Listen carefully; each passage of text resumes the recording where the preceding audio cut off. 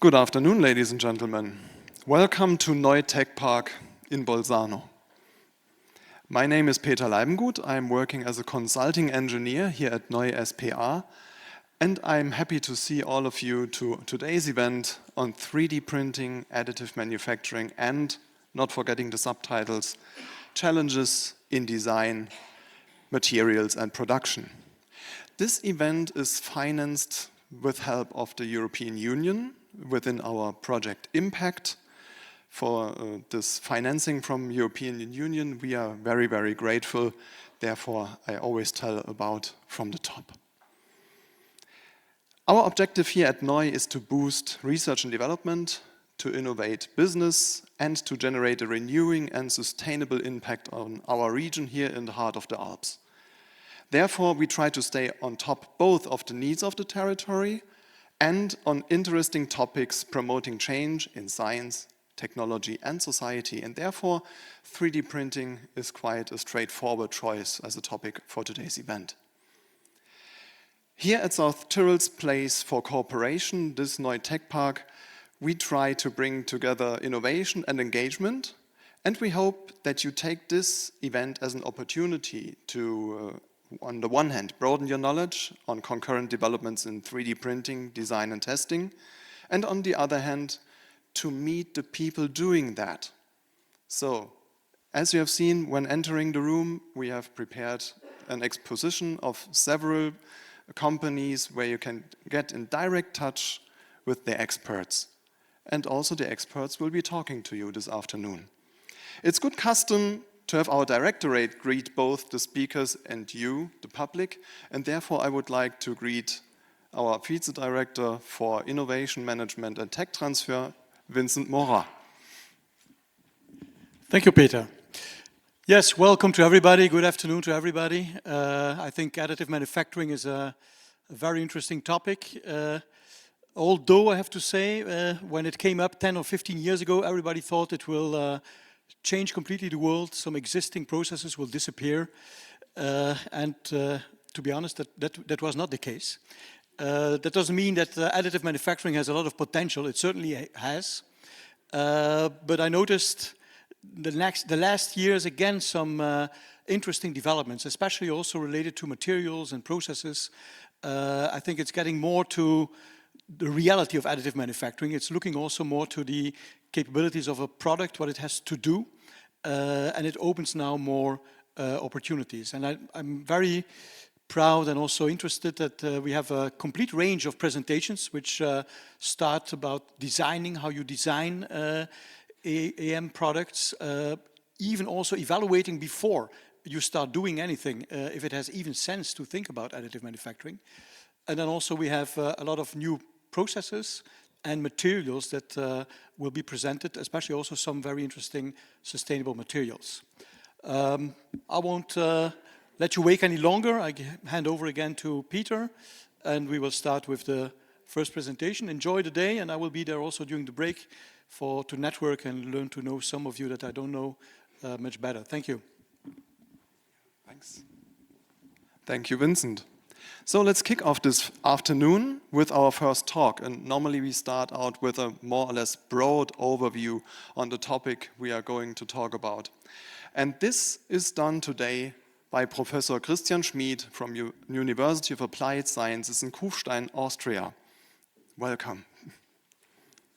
Christian holds the chair for product development since March 2020, and his research is focused on wire-based additive manufacturing and AI-assisted advanced product design. Both bachelor in engineering and master in engineering listen to his courses. And before 2020, he was CTO of an international company group developing 3D manufacturing systems for aerospace, automotive, and medtech. So today we can expect a quite broad view or holistic view on AM, right? I'll have a try. So we are looking forward to that. Thanks, Christian. Thank you, Peter. So yeah, also from my side, welcome. First talk. Yeah, a lot of things to say. Just 25 minutes, we will see. So what's the content of my talk? It will be an overview about the potential, about the things we can do using AI, one megatrend, and additive manufacturing, another one, to combine them to making new products, to make more sustainable products, and even more functional products with a better design. So that's the approach we were all looking for. Before I start with my content, I'd like to mention my colleagues. So we are research group at the FH Kufstein.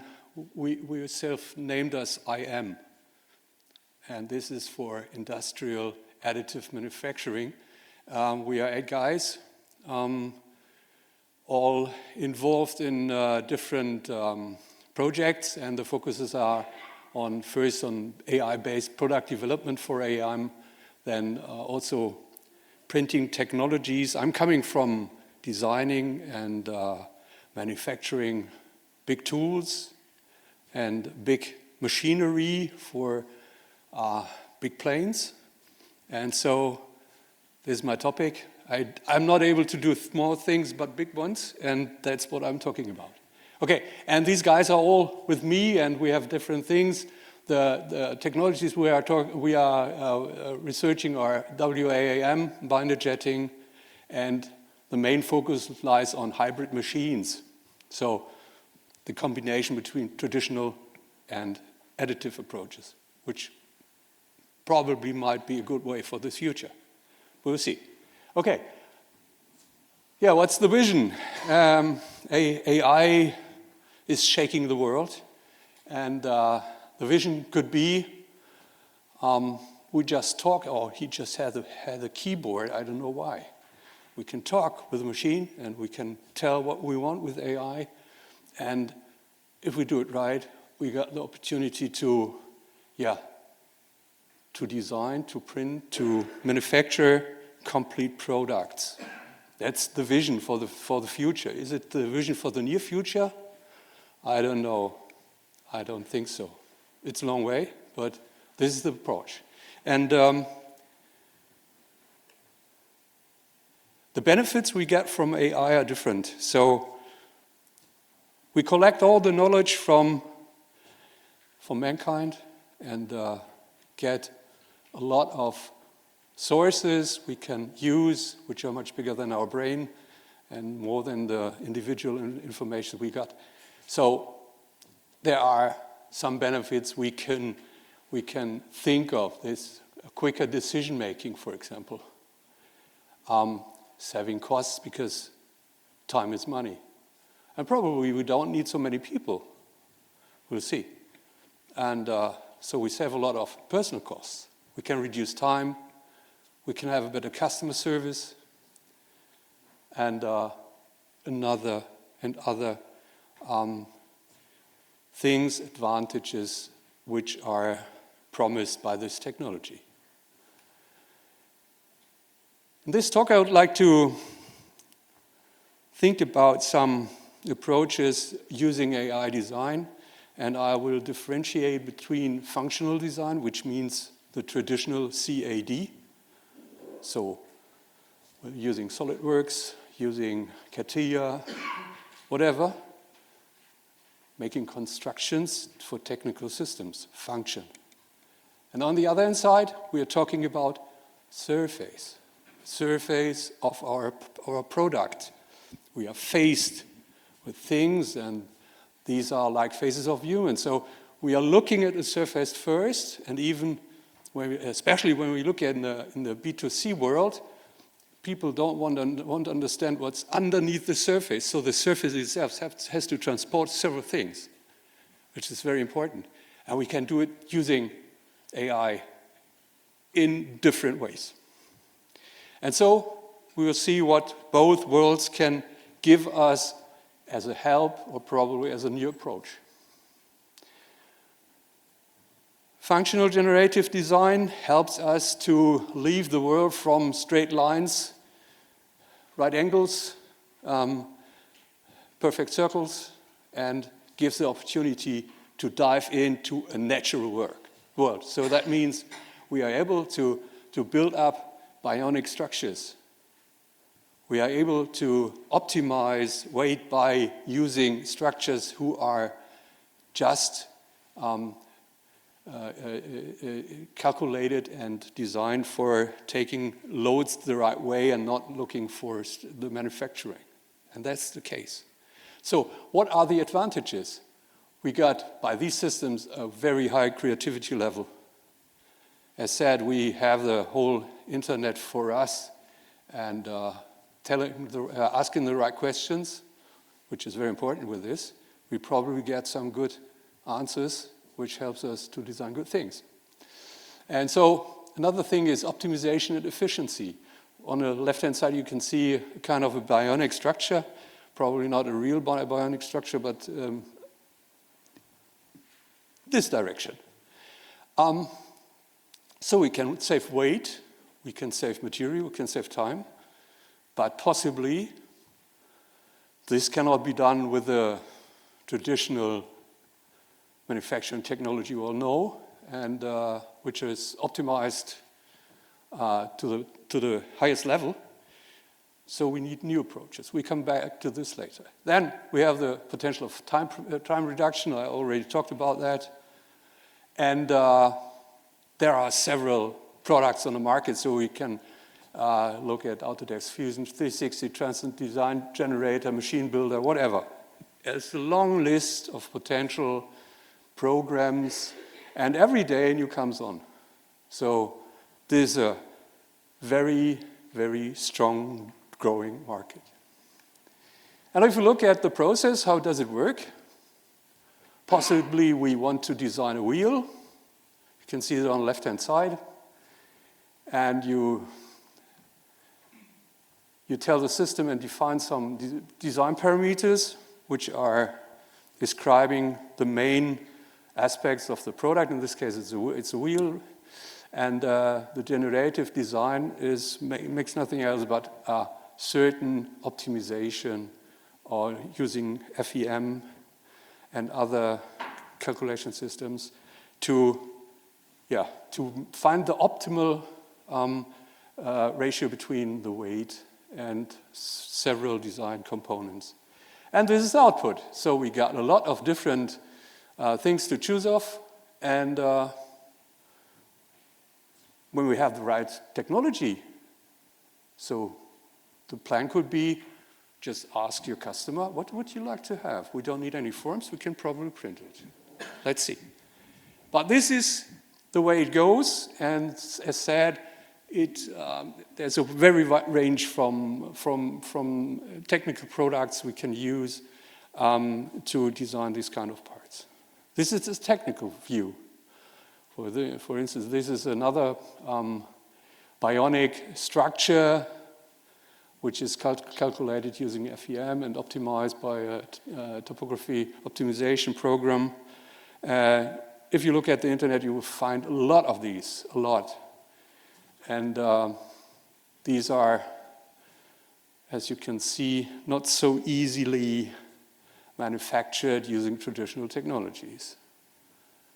Okay, you can print, you can cast parts of it probably, or even the whole part, but there might be a better way to do this. Also, bionic design for B2C products, a table or a shelf, all automatically designed by using this kind of functional design technology. Then we come to the surface. I'm pretty sure everybody, or the most of you, already tried out OpenAI DALL-E. So even my old mother is able to create nice-looking pics just by saying something or write it. This is my work. I'm not able to draw anything but some sketches. Sketches for my engineer. So this was a prompt where I told the system, create me a horn or a trumpet made from brass and porcelain. And what we got is a nice looking and perfectly fitting picture of what I told the system. If I'm more precise, I can adjust it. So I can tell how much valves it should have, or what's the size, or whatever. So we got a lot of things which helps us to create things. And also in this market, we got a lot of competitors. Biggest one might be OpenAI, while being with Microsoft, but there are also different ones. The advantages are the same. So creativity, a big plus. Optimization and efficiency, the same. So you can. This pick took me a minute. The worst thing was to think about how to tell it the machine. And I did it, and finally we got a good result. The prompting is a big issue, and the potential lies in the prompt engineering. So it's how to tell the machine, how to tell the AI what I expect from it.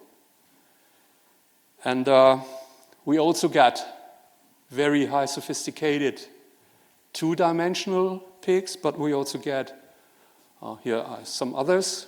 And here you can see the prompt. How could a trumpet made from brass, porcelain, and with WAAM printed parts look like?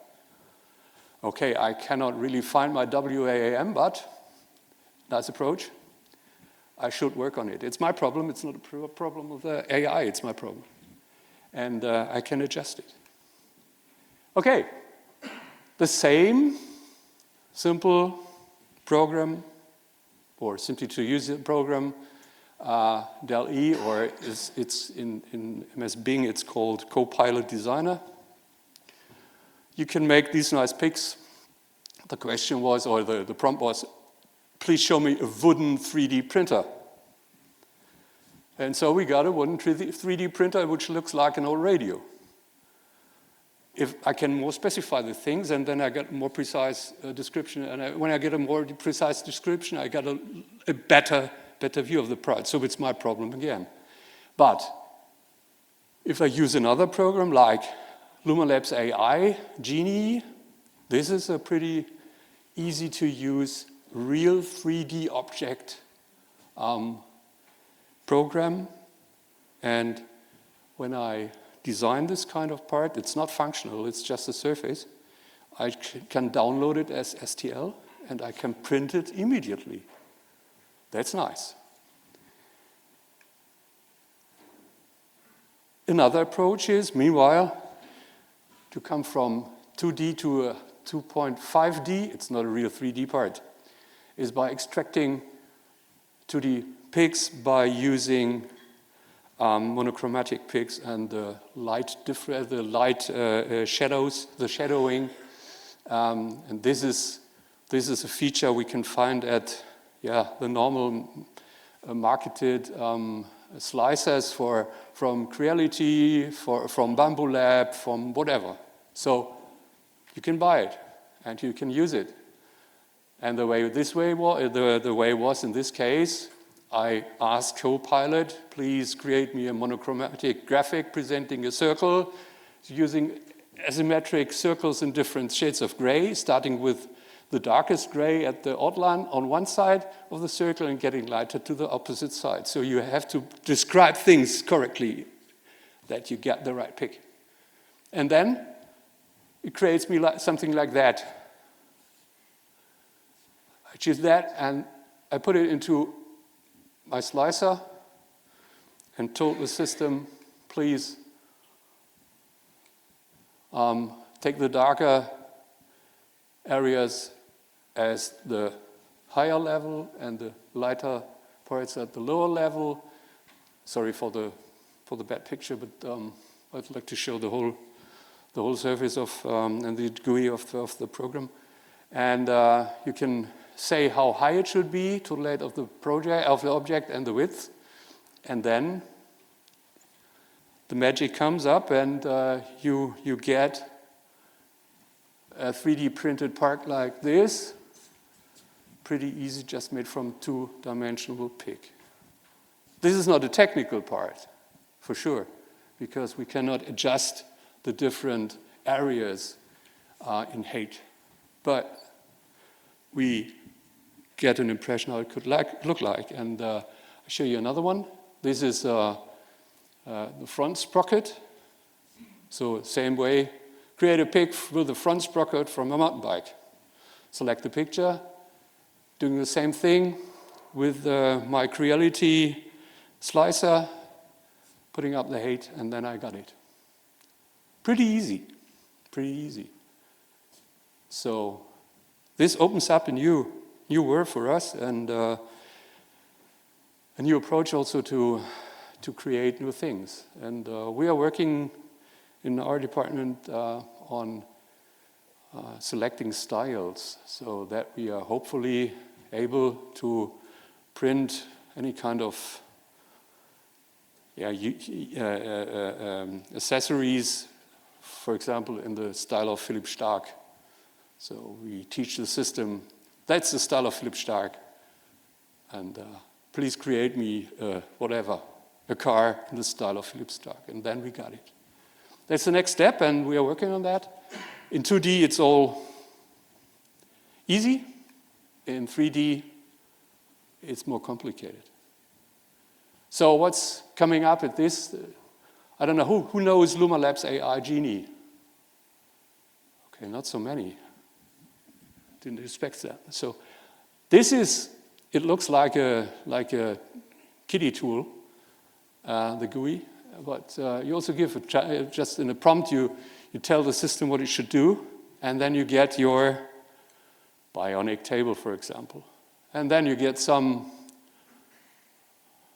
previews, you choose one, you can optimize it, you can vary it, and you can put it out as an STL, send it to your printer and print it. It's not perfect, but it's a good approach. And this is just 4 or 5 weeks ago, they launched it. So a very interesting tool to use. Sorry, Lee, I don't have so much time, so I have to speed up. Let's leave this part of my presentation, come to how to manufacture these parts. So we got the approach of new design, we got the possibility to design more load and functional related bionic parts, but they are not, as said, very, very good adopted to traditional technologies like milling, turning. These parts are mainly straight, they have straight surfaces. It's a pain to create these kind of parts. And so, at the end of the process, we got a high potential for additive manufacturing. Could be one part. In my opinion, the combination between traditional manufacturing and additive manufacturing makes sense.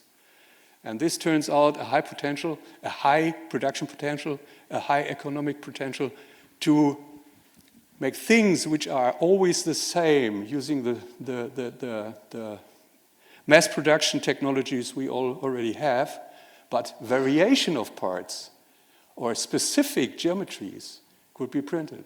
And then we put them together. But what do we need for that? Let's have a look. We know 7 standardized AM processes and hybrid. So we can combine things. We can combine it in this group of manufacturing technologies, but we also can combine it with different things. And that's the way it goes.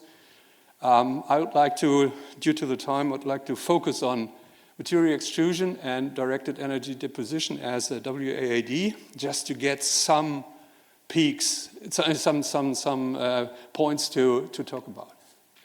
So what's WAM? Probably not all of you know what it is. It's welding. It's an old technology.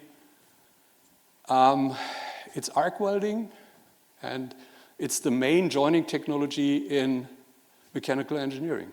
60% of parts are made with this technology, with welding. Either it's a laser or it's an arc welding system, but it's welding.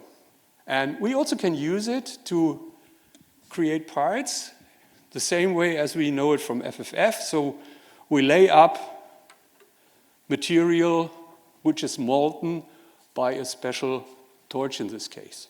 So we have a wire which is fed like the filament in the FFF printer, and we have a contact between the substrate and the wire during the machine, and there is an arc burning due to the electricity between the end of the wire and the surface of the material, and so the wire is molten.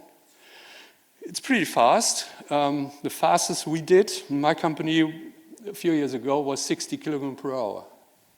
That's fast, believe me. And we adopted a lot of very, let's say rough parts. This is not a very fine. I told you I'm the guy for the big parts. And this is a technology you can use, for example, these kind of structures, which are normally milled from a block. And the buy-to-fly ratio often is just 12% or 14%, would mean you have a 100 kilogram block.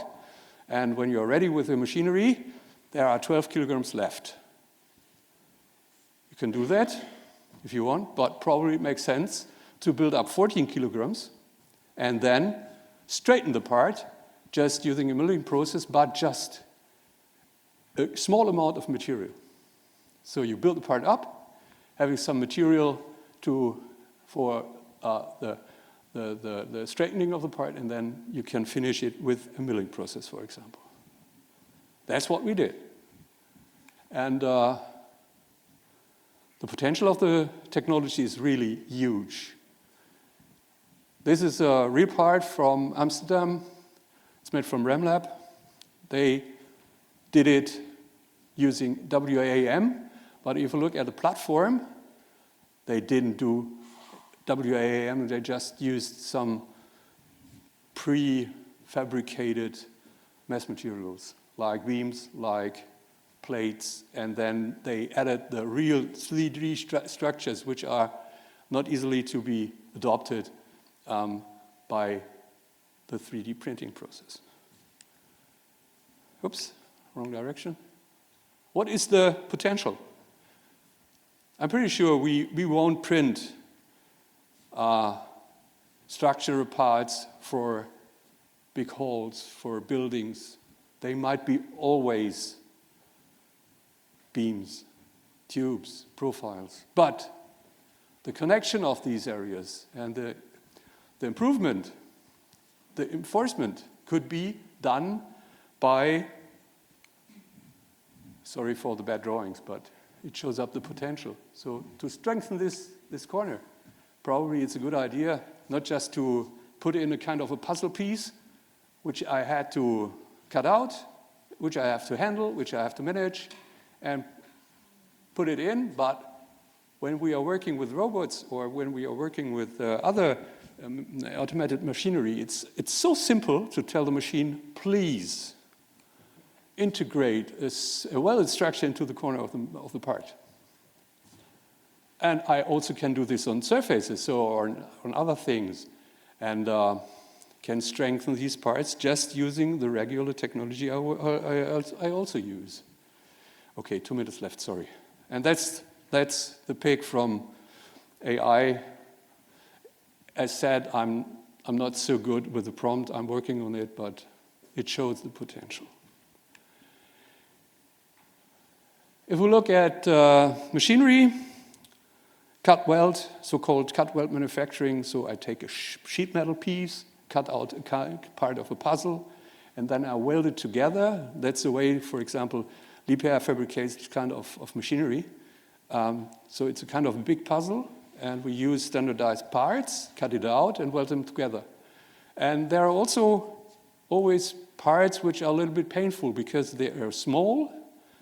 They have to be manufactured, and they have to be prepared. It makes a big pain. And just using an automating welding system, probably also a robot, it's easy to manufacture these small things directly on the part. So we combine, in the hybrid process, we combine traditional works with the additive. Another approach, so we got straight parts from a plate, cut off from a plate. Here you can see the flanges and also the connection parts cut it out pretty fastly, and the geometries, which are a pain because they are three-dimensional, are printed. There are machines on the market to do this. We do it also. We have our own machine designed with different, tools. So the approach is a different one. We are using a kind of a torch. This is the AM system. Then we have a kind of milling machine to give the finish, and also a so-called HCB, which means I have something which is hammering on the surface and getting better properties of the welds. The next level could be not just printing parts, but assemblies. What does it mean? So we are trying to put things in one machine, and the aim could be the machine builds the whole product. This is not the near future, I can promise you. This will take a lot of time and a lot of technology, but this is a combination where different companies and also different research institutes, as well as we do, research. And what's the idea? It's to combine, or to have a kind of a working machine combined with robots and other moving systems, automated. And they take prepared mass production parts. In this case, we have an A-frame from your car. And this could be something where you have different variants of the car. Let's say it's a Golf with 60 horsepower. There you need not so much reinforcement, but probably with a 300 horsepower machine, the impact in the case of an accident is much harder, and so it makes sense to make a kind of a reinforcement, and that is what we can print in. So we just use stamping process for making this part, and the variants are done with WAM or whatever we do. Could be. And if we look at the last Formnext, we saw one machine, two or three. One was from company Additive, Android, and there are other approaches turning out this kind of a new system. Okay. Again, I try to tell the deli, please show me a picture. How would a 3D printer in cooperation with two robots look like?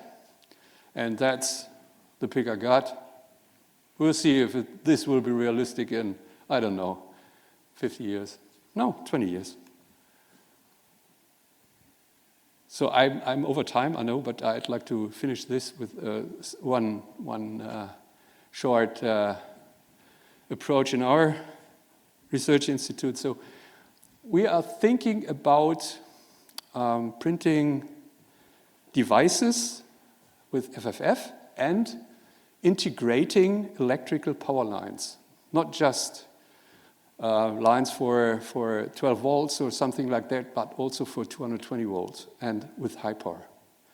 That means we need a certain diameter and no way to use this kind of conducting filaments. This is not working because it's heated up. And so what we do is we cast solder in the filament, and we got pretty good results using this technology. So what we did is we designed two printers based on a very cheap 3D printer. It's a Creality Ender, but this is very open for designing. And so we added to the regular filament hot end, we added a kind of solder melting system which drips the material into prepared lines. And that's how it works. So we cut it out PMMA with the laser cutter, printed on the surface on the PMMA, printed the connectors, the joints, using TPU, and on the lower part we printed the FFF structure with some channels, and we filled the channels with a solder. And so we were able to contact an Arduino and three LEDs. Not very high sophisticated, I know, but it's the approach, not the device I'm looking for. And so we are working on this to combine different technologies in one machine. And I'm pretty sure this could be one very promising way for the future. And yeah, that's the end of my talk. Thanks a lot. If you have any questions, I'm here for you. Otherwise, you write me an email. Thank you.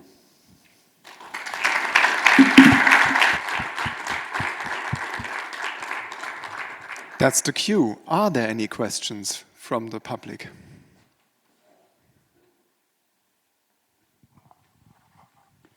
Thank you. Thank you, Professor. I have a question about the technology WAM. So, what is the impact of the welding interface on the mechanical property of the component? That's a wide range question. Please. Well, I come from polymer world, okay, so just by curiosity, yeah. just for this. First of all, we got a very rough surface because it's a welding surface. I can go back to the one pig.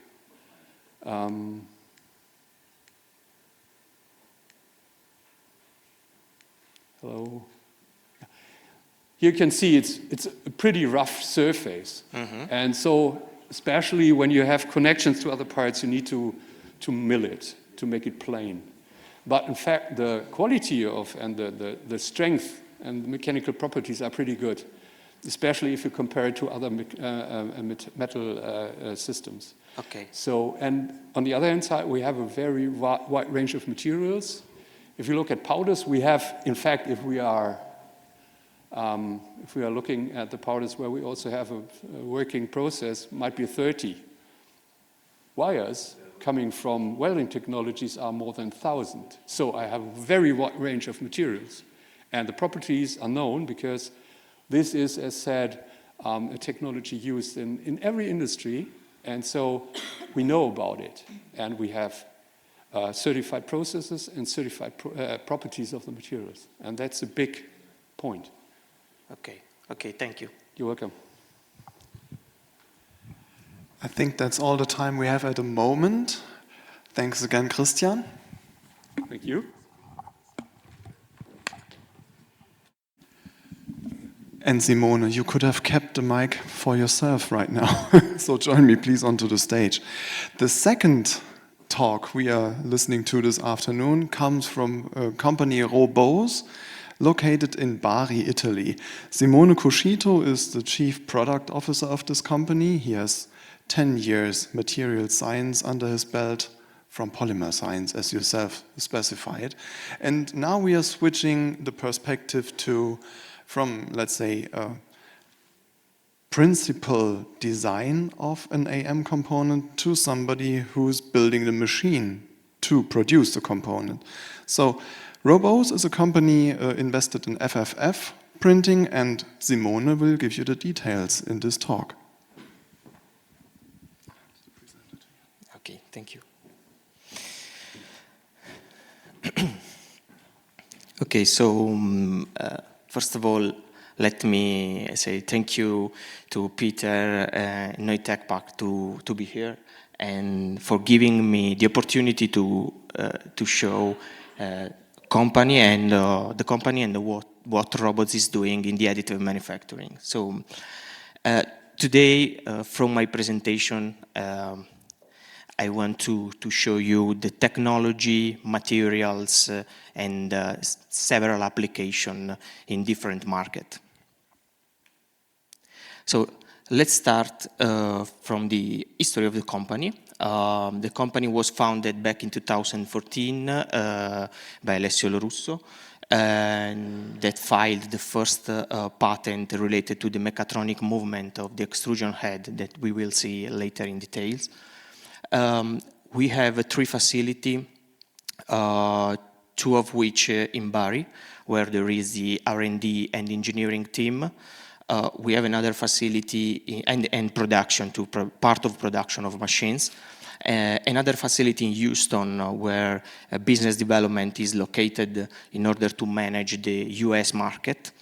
And we have recently we opened in Milan another office where it's possible to see machine running, to meet our expert in order to manage the customer from the north of Italy, so just 2 hours from here, and even the south of Europe, of Germany.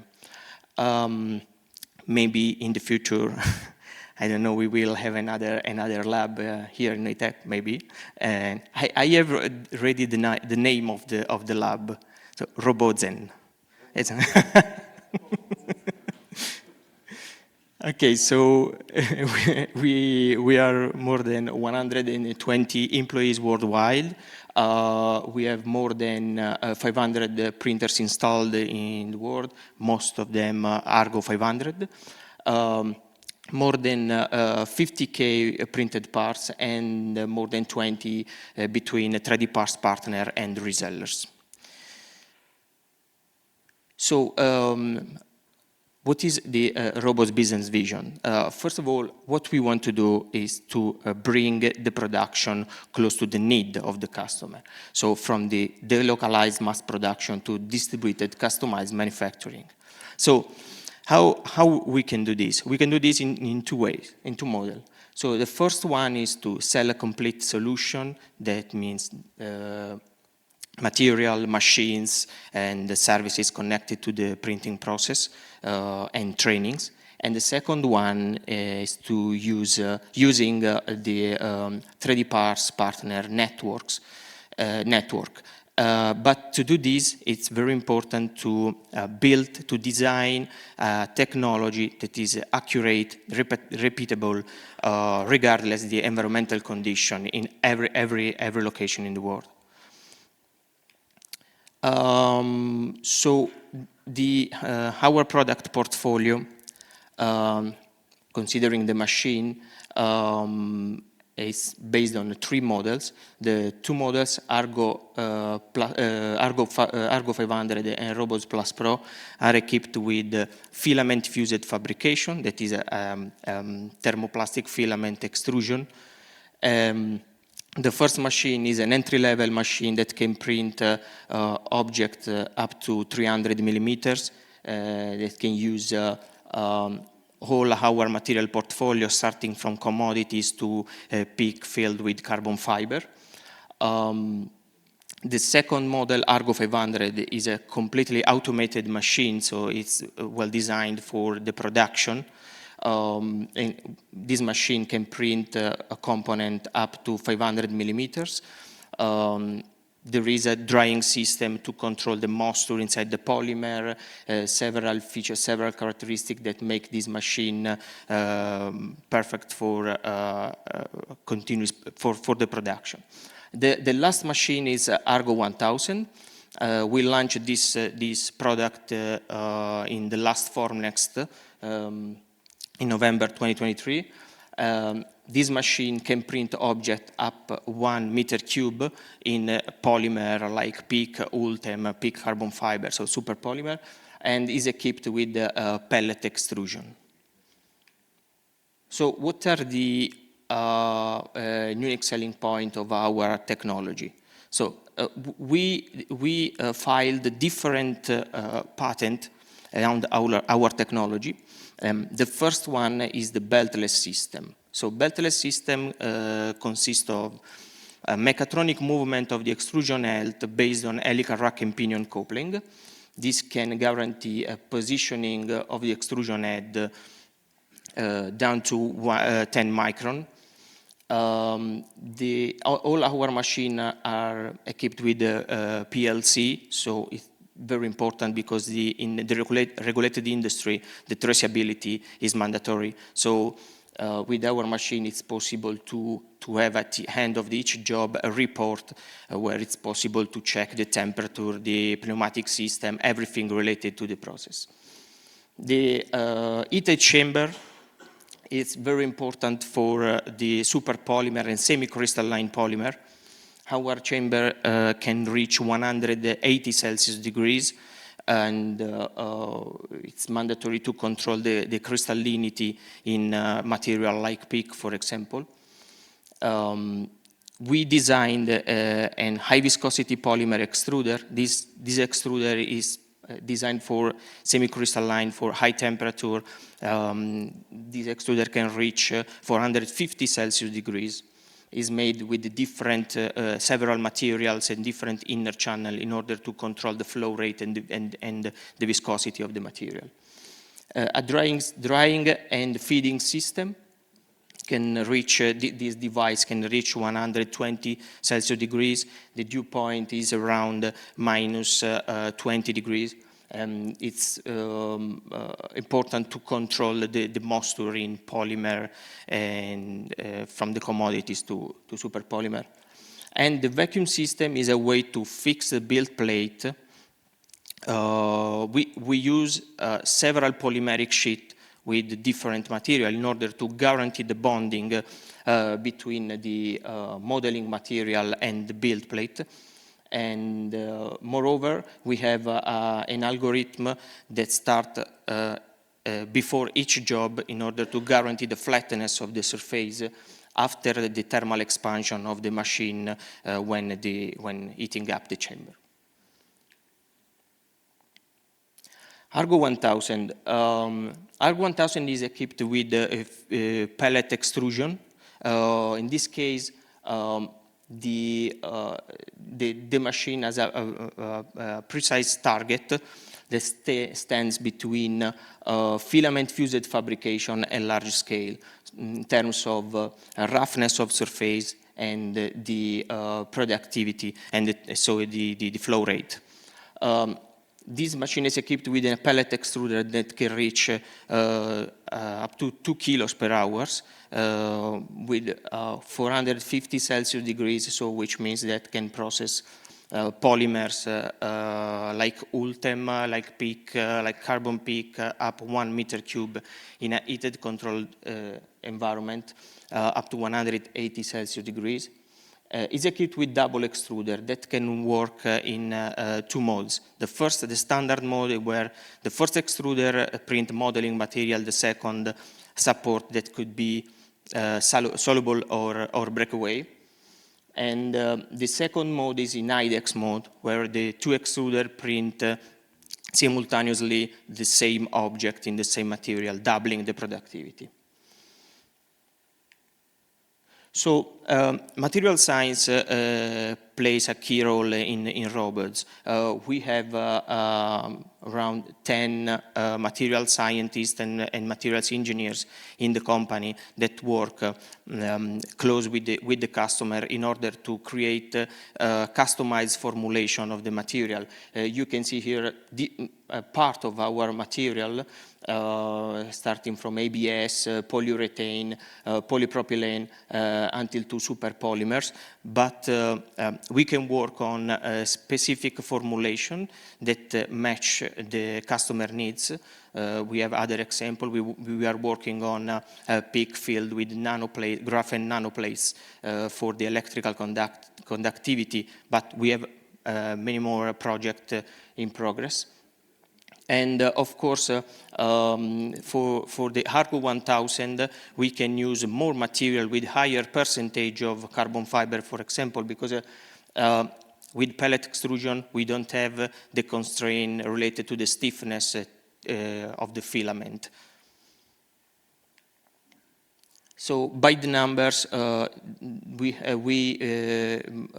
have a bio-based polyamide filled with natural fiber. This is a proprietary formulation of robots, where we later I will give you some more details, but we check excellent dimensional stability, low moisture absorption, and quite almost isotropic behavior in terms of tensile strength. Carbon PA is a polyamide 6 filled with 15% of chopped carbon fiber. Very good for the mechanical performance. So we get 170 megapascal in tensile strength in X and Y plane. Tooling XCF is a PPS with 15% of carbon fiber. This material is very good for the high stiffness, chemical resistant, thermal resistant, and even has a very low water absorption. Ultem 9085, this is a blend between polyetheramide and polycarbonate produced by SABIC. And this polymer is very good for thermal resistant, but is even certified for flame smoke toxicity. And is used. We use a lot of this material in the aeronautic and railway sector. More PEC, it's a polyether ketone. Polyether ketone. It's very good. A very good printability, this material, because the low crystallization rate make that the bonding between layers is higher, is better than no common PEEK. PEEK is our high-end polymer. It's best in class in terms of mechanical performance, thermal performance, and chemical performance. It is even self-lubricating. And the carbon PEEK, it's a PEEK filled with 20% of carbon fiber. This is our proprietary formulation. And this material is very good for mechanical performance. And we get an HDT with load of 1.82 megapascal around 250 Celsius degrees. About sustainability, we work in two directions. Here just some example. The first direction is the possibility to recycle thermoplastic material. So we have the possibility to use flakes directly in the Argo 1000 machine that can print directly the material. And it's something in progress. We have no lot of data about this, but we check the tensile strength of recycled PEEK and recycled Ultem, and we didn't see after one cycle lot of difference compared to the virgin polymer. Normal standard recycling process to use the material in the Argo 1000 machine. So, which means that there is the first step, that recovery, the components from the customer, separation between the polymer and the consumable, like a build sheet or support, breakaway support. Then grinding, cleaning, grinding, and then reusing the FGF technology. And this was the bio-based polyamide. The target here was to design a material that can be used instead of oil-based polyamide filled with 10% of carbon fiber. So we started from a commercial polyamide based on castor oil, and then we had some jute fiber in order to reach the proper mechanical performance. This material was even very good in terms of water absorption. That stands between PA 6.6 and PA 6.10. So what we get, we reach 66 megapascal in on-edge direction, so the on-edge orientation during printing process. And in Z direction, we get better results compared to the polyamide with 10% of carbon fiber.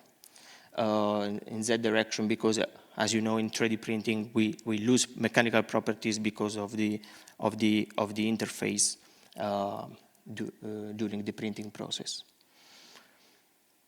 Okay, so as we work a lot with regulated industry, and we are qualifying our material with the OEM since many years, our main industries that adopt the robot solution are aerospace and defense, of course, for weight saving, industrial and robotics for the flexibility of the geometry and mechanical performance, energy for the wear resistant and for the chemical resistant against the corrosion. So considering that most of our applications are based on metal replacement. Motorsport and mobility for the possibility to print just in time and complex geometry, and then medical sector for the customized solution for each patient. So let's start from the aerospace. In the aerospace, we can print a class 3 component, not structural component, and not critical. Here you have a couple of examples, electronic case in PIC, where this material, in this case, this application, we use the PIC or PIC ESD with ESD properties. And landing gear guard to protect the system from the impact from debris impact. More helicopter. So helicopter, it's possible to print a sensor supporting carbon peak, intake duct, or environment control system duct in ULTEM 9085. Again, for weight reduction, it brings a lot of benefit for the fuel consumption. There are many customers in Italy that use Highland in the manufacturing facility for the packaging, for example. In this case, it's possible to print robotic frame bracket in carbon PA or robotic arm and effector in PIC where the chemical resistance is needed, or even it's possible to print in thermoplastic polyurethane when is needed, soft material, and the centering device in carbon PA for the dimensional stability. More in carbon PA, we have different application in bio-based PA, to increase the sustainability of the process. In this way, you can see a start conveyor wheel, screw conveyor, but even labeling grip and cylinder in carbon PA Pro with the possibility to build micro channel inside the component. It's well known our partnership. We are definitely a technical partner of Yamaha and Ducati. We cover for them the complete aerodynamical packaging. So we print in carbon PA fairing, winglet, but even brake cooling duct. But even we print a component that stays close to the heat source. So heat shield in carbon peak, engine cover. You can imagine in the motorsport, it's very important the weight saving. Railway, thanks to the ULTEM 9085 that is certified EN 45455 for the application, for the different application, sealing pipes, ventilation grid, and sensor guard. Here, it's possible to use the advantages of Argo 1000 that can print up 1 meter cube, so which means that it's possible to print big parts in just one process, avoiding different joints interface between multiple components, and the ULTEM 9085 that satisfy the certification. In energy, it's important the chemical resistance of the carbon peak against the corrosion of metals, and even the wear resistant. Examples are swing check valve and hinge and swing check valve disc. more impeller, closed impeller in carbon peak. Carbon peak, it's possible to use soluble support with this material, which means that it's possible to print complex geometry like, for example, in closed impeller and whirring in peak. Finally, medical sector. So, as said before, it's possible to build customized, to print customized component for the patient. We can only print parts that stay in contact with skin, so not critical component. But in some cases, these materials are useful because, for example, they doesn't create scattering during imaging or resonance. And peak and carbon peak can support end cycles of sterilizing cycles in the autoclave. So all this application make that dynamical support, external fixator, there are different components that make that the recovery of the patient is shorter. Okay, thank you very much.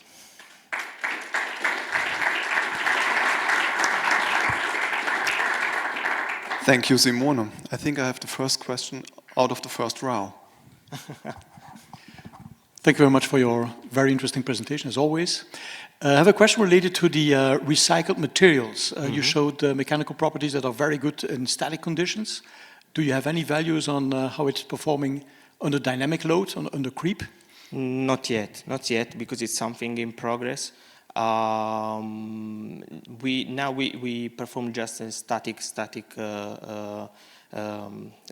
condition. So. Okay, then second question, if I may. Your biopolyamide, where's the origin from again, and how do you... Castor oil. Okay, and then how do you guarantee, because with biomaterial, you often have the difficulty to have a low variability in let's say, properties. How do you assure that your bandwidth of properties is not so much bigger as normal virgin material? Yeah, so we created the recipe in-house, starting from this castor oil, but adding different additives, different and jute fiber. In the dimension of jute fiber is 200 microns.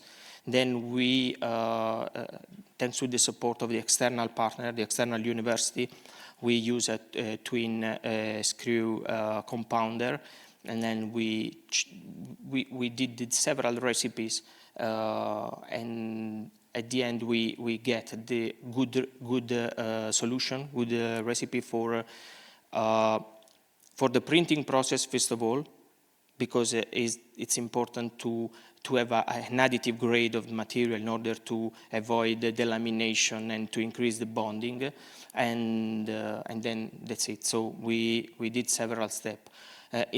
What we had in the recipes is something that we did in the R&D, so maybe we can go deeper later. Thanks. Further questions from the public? If I may, in between, how do the regulated industry customers react on this proposition of using recycle-grade materials? Are they happy about that, or do they have some kind of, let's say, insureties on that topic? Yeah, so regulated industry are, of course, diseases. Whole industries are very open to use something that can go in the direction of the sustainability. Now we are still working on qualifying the virgin polymer, or the compounding, not recycled compounding, but it's something that I think we will do in the second step. We need to finish before the qualification of the virgin polymer. Got it. Yeah, Thank but you. there is the interest. It's huge, the interest, yeah. Okay, thanks. One small question? If not, so then let's thank Simone again. You're welcome. Thank you.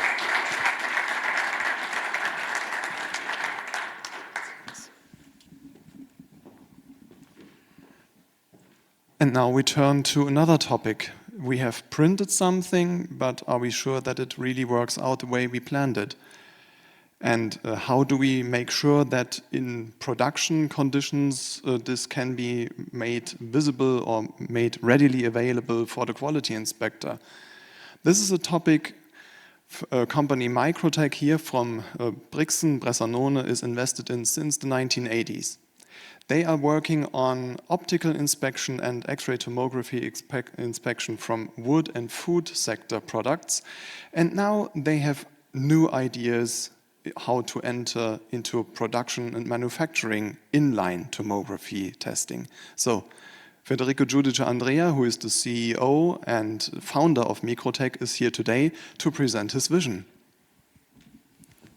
So thank you very much. A warm welcome to everybody. Yes, I'm Federico Giudice Andrea, the founder and CEO of, and the president, not more CEO, of Microtech. And we are producing measuring machines for different fields, but especially in the last years we developed tomography as a measuring technique, especially inline tomographies to measure, let's say, objects not only once by statistical approach, but all what is produced. So let's go to generally speaking about quality control. Quality control is naturally manufacturing very important because it is also, first of all, also required by some norms like the ISO 9000, where quality control is a part of quality management focused on fulfilling quality requirements, what are typical requirements coming from the customer. So there are different approaches. First of all, there are statistical-based control, and then it's total quality, as I said before. So you can do it only statistically to take one piece every 100 or every 1,000 and measure it. But naturally, the best thing is to control every piece you produce. And naturally, you have different parameters you have to control. There are chemical parameters, so the composition of the material. We have structural parameters like bending properties, module of elasticity, module of rupture, and naturally what is also very important, you have dimensional parameters. So let's speak about the dimensional parameters because this is what is one of the things what CT technology can measure. Typical in manufacturing, they also use a lot of methods to measure mechanical parameters, especially one of the most used method is this coordinate measuring machines, CMM, and this system enables a very precise measurement of complex geometries. And they use a probe, explore the area and 3 dimension, and they can then manage by software or manually. And this method is very precise. You can go down to 10 microns, so very, very precise methods, in some cases also less than 10 microns. Then you have other method, what is also, that is a contactless method. The first one is you need contact with the piece. This is 3D scanners, typically are using laser scanning that is based on laser triangulation. You have a laser beam, you have cameras, and you're triangulating on the surface where the laser is coming back.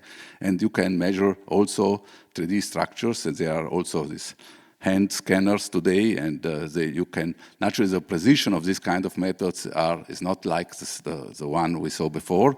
So you can down to, let's say, 50, 100 microns.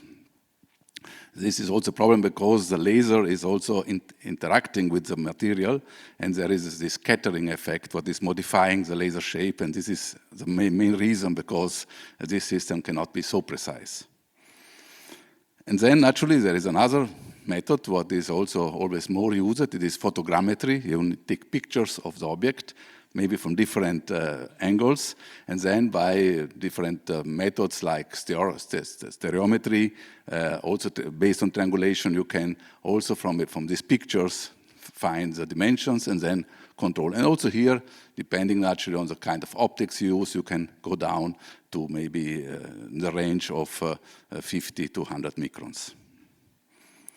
And then naturally is the last one, the methods I prefer naturally because we are producing this kind of machines, it is computer tomography. Computer tomography is a method that is well known in the medical because it uses especially to look inside the human body. And it's naturally the perfect method to not measure only the outside of an object, but also looking inside the object. And this is exactly one thing what is a typical thing, what it is a typical characteristic of additive printing.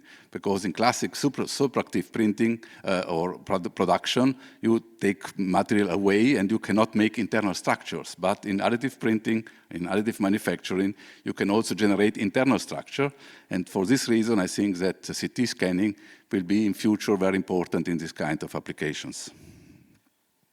So you see here, you can make a cut in a piece. You can not only see the outside, and you can also see maybe some defects or things what, let's say in this case, maybe you can measure how much empty space you have between the lines.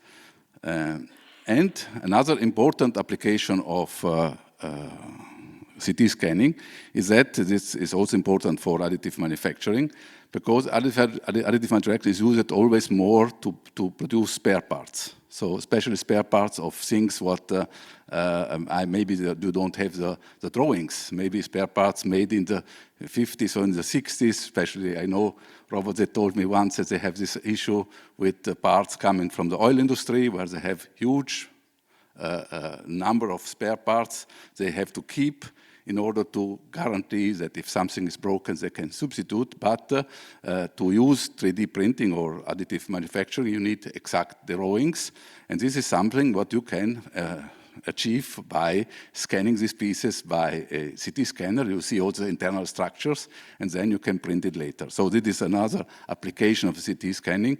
But let's go back to the, let's say, to the main say characteristic of CT scanning, what is measuring dimensions. And as I told before, you can just today use it as on a statistical basis, or naturally if you make prototypes, you then have enough time.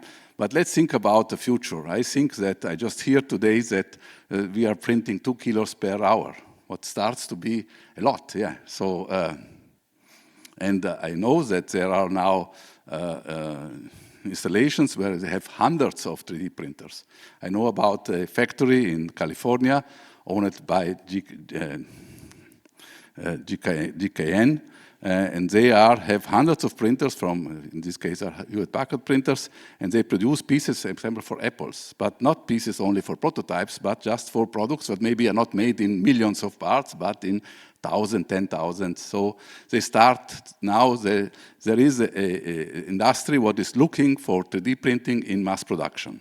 Maybe not today, but in future, I hope this printer will come always more higher speed, faster, and then there is a need to make also quality check inline. So you see here, this is an example. I took only 0.2 kilos. Now I can do it 10 times, 10 times more. So this piece is a heat exchanger made in polymer, and it's only 20 grams. So I think that when to 20 grams you can make 10 pieces per hour, and you have 100 printers, and you have a dimension of the piece of 15 centimeter. Then you can have a final speed in production line of 0.04 meter per second. Starts to be industrial speed, so it's not something that you need naturally now to, if you want to check it, to measure it inline. So how works CT? CT, you have a X-ray source, and you are rotating around the object, and you take line per line the projections, and you get this kind of images, what is called the sinogram.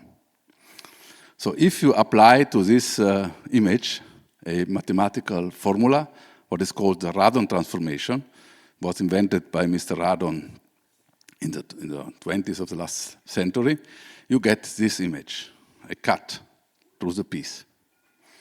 This is Mr. Radon, you see here, this is 1917.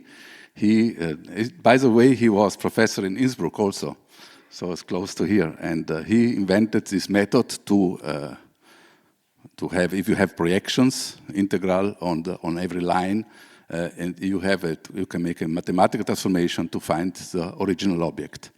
This method was invented by Radon, but only as he didn't think about applications. So he just made this because he was a mathematician and he liked this kind of structures.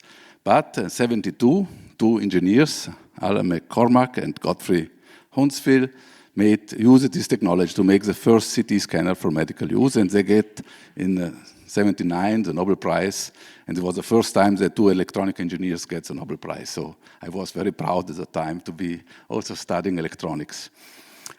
So let's look how we can use spiral tomography, rotating around an object to measure, and not only in case of, because we want to go fast, we want to understand how it is possible, how fast we can scan with a CT scanner. So let's suppose that we have a distance between, in every rotation, we need to naturally to measure dimensions, and let's suppose of 1/10 of millimeter, so 100 microns.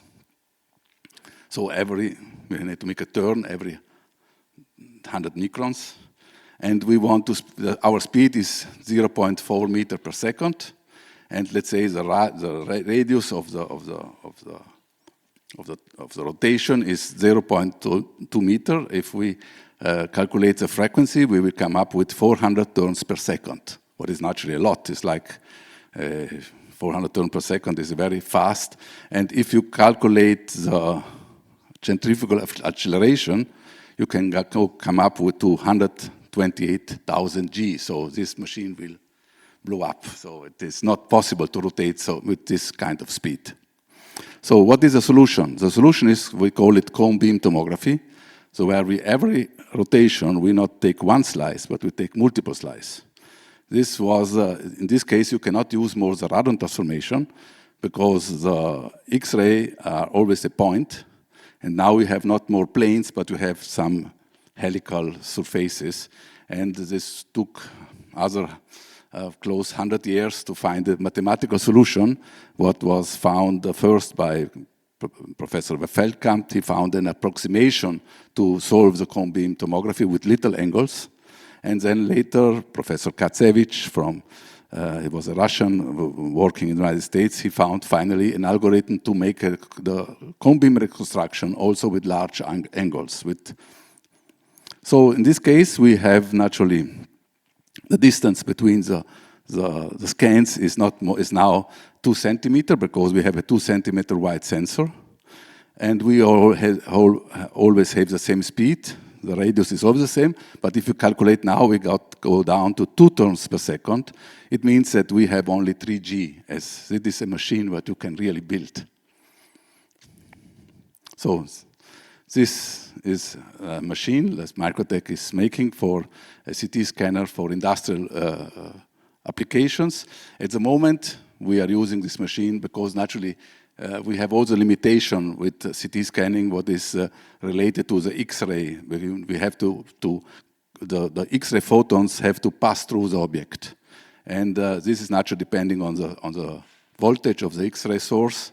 And typical, it is easy for, let's say, material based on carbon chemistry. So, example, naturally, biological material is typical, can be passed, but also polymers. So it is something that cannot be used only, at the moment, it's used especially for wood, it's used for food, for fruits, but in future, I think you can use it also for scanning parts made by 3D scanners in speed, what can be industrial speed. So this is my presentation, thank you. And I just finish with a quote of my favorite artist, what says, "Only those who attempt the absurd will achieve the impossible." I think it is my basement. Let's go downstairs and check. Thank you.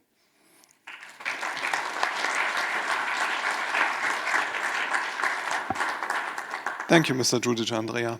Questions from the public? Matthias. Thanks. I'm not quite sure if I understood it right. You showed us a picture with a scanning of an engine, a combustion engine, Is that correct, that metals can be scanned as well with the technology at hand right now, or is that still a future perspective? You can scan also metal. Naturally, metal needs high voltage. So typical in, let's say, on biologic material, the X-ray source, X-rays are generated by accelerating electrons. And you need a voltage, and naturally, as bigger the voltage, as faster the electrons will hit the target and generate by the Bremsstrahlung the X-ray.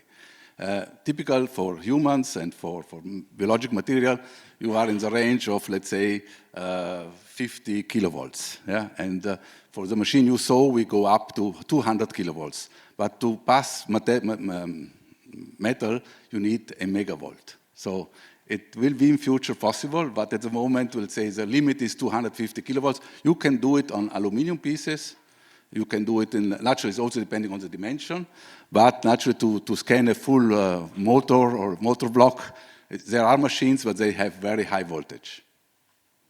Thanks. Thank you. Further questions? So the limit in your development will be on the detector side and will be on the source side. Yeah, the detector is naturally let's say, because in the medical sector, they have no need of speed. So the doctors, because the problem in the medical is that the analysis is made by a doctor, and the doctor is looking to the pictures, he has time, so typically you make a scan every 10 minutes or half an hour.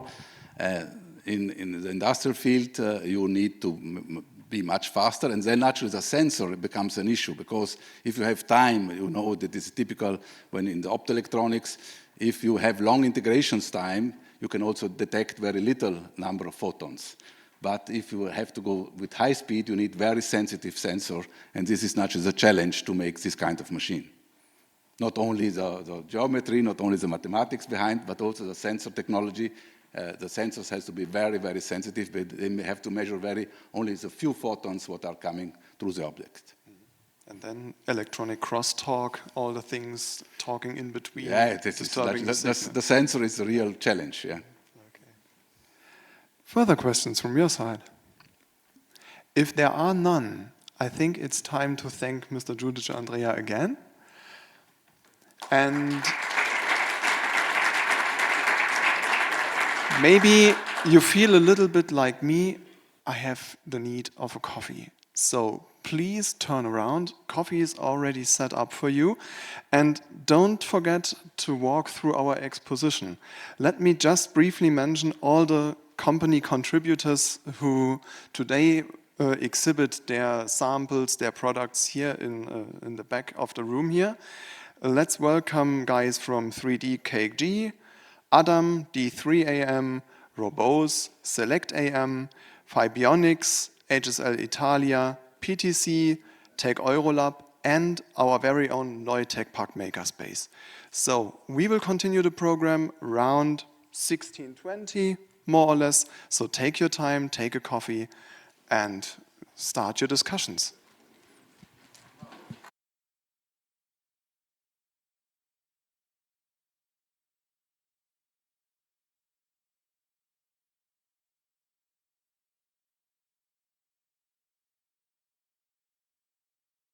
Is being kicked off by a topic which, let's say, and let's face it, AM has to solve if it wants to really mature into a competitive production technique. It's not always about, can I print something, but more about the topic, is it worth the while trying? Is it economically feasible? And how can I try to evaluate that? To this end, let me welcome Lukas Hafner in our midst. He has, I think, the largest distance to travel to here because he comes from Finland. Originally, he is from South Tyrol, but now he is working as the CTO of Select AM, a startup in Finland who is invested in making this very question.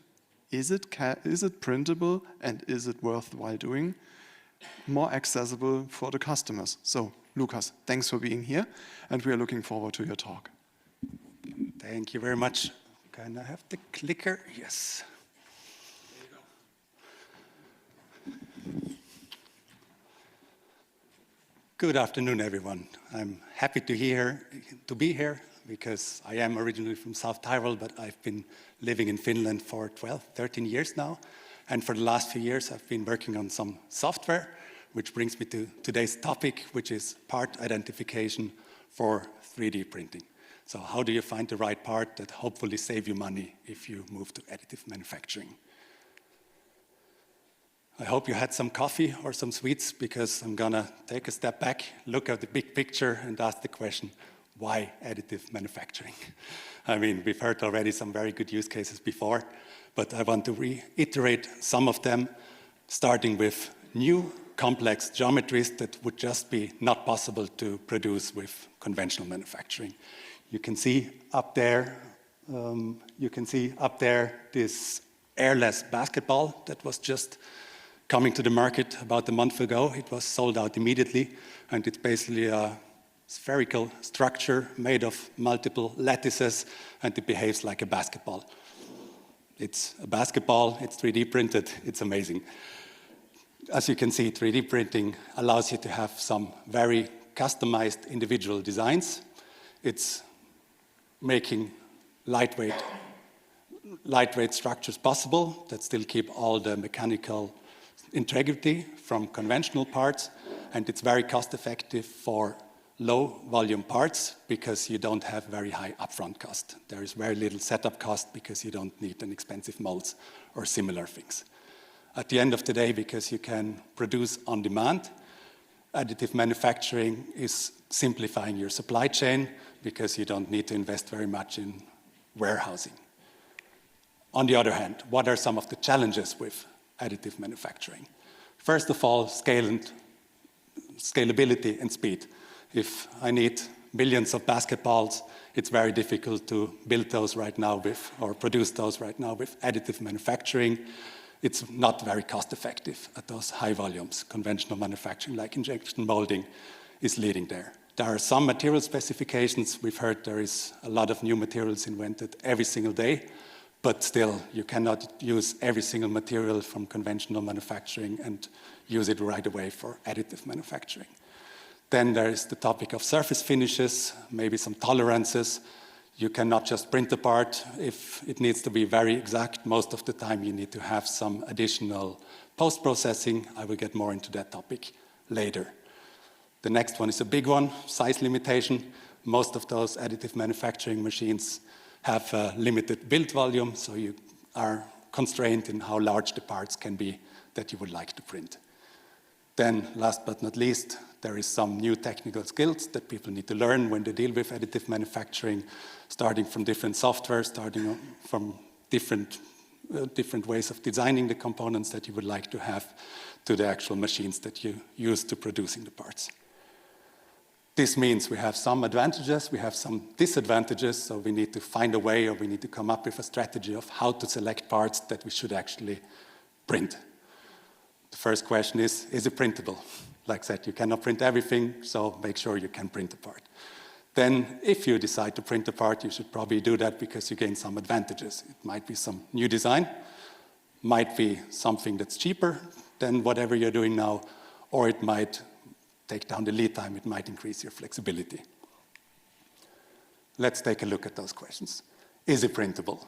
I mean, to really say if something is printable or not, you will need to have a 3D model, so we'll need to have a CAD file, and that's great for new parts that are specifically designed for additive manufacturing, but if you look at legacy parts, it might be very tricky. You might or might not have some very old drawings that you need to create a 3D model from, and the only other option then would be to use 3D scanning to kind of reverse engineer parts that you already have if all you have is a physical part. Once you have the CAD model, you still need to make sure that the part is actually a geometry that can be produced with additive manufacturing. So does it fit a machine that can produce the part? Does it have some intrinsic details? Does it have some overhangs? Does it have some other features that are just difficult to create with additive manufacturing? When you have solved all those things, then it comes down to the materials. Like I said before, you cannot take every material one-to-one, just taking the conventional material, using it for additive manufacturing, but a lot of times you need to actually look for substitutes. So some additive material that has very similar properties and hopefully most of the necessary properties to whatever you're having now. This all becomes even more complex because there's a lot of competing technologies in additive manufacturing.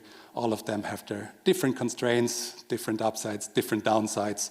But because of all of this, usually you need some very technically skilled engineers that have some experience with additive manufacturing already to do all of this assessment.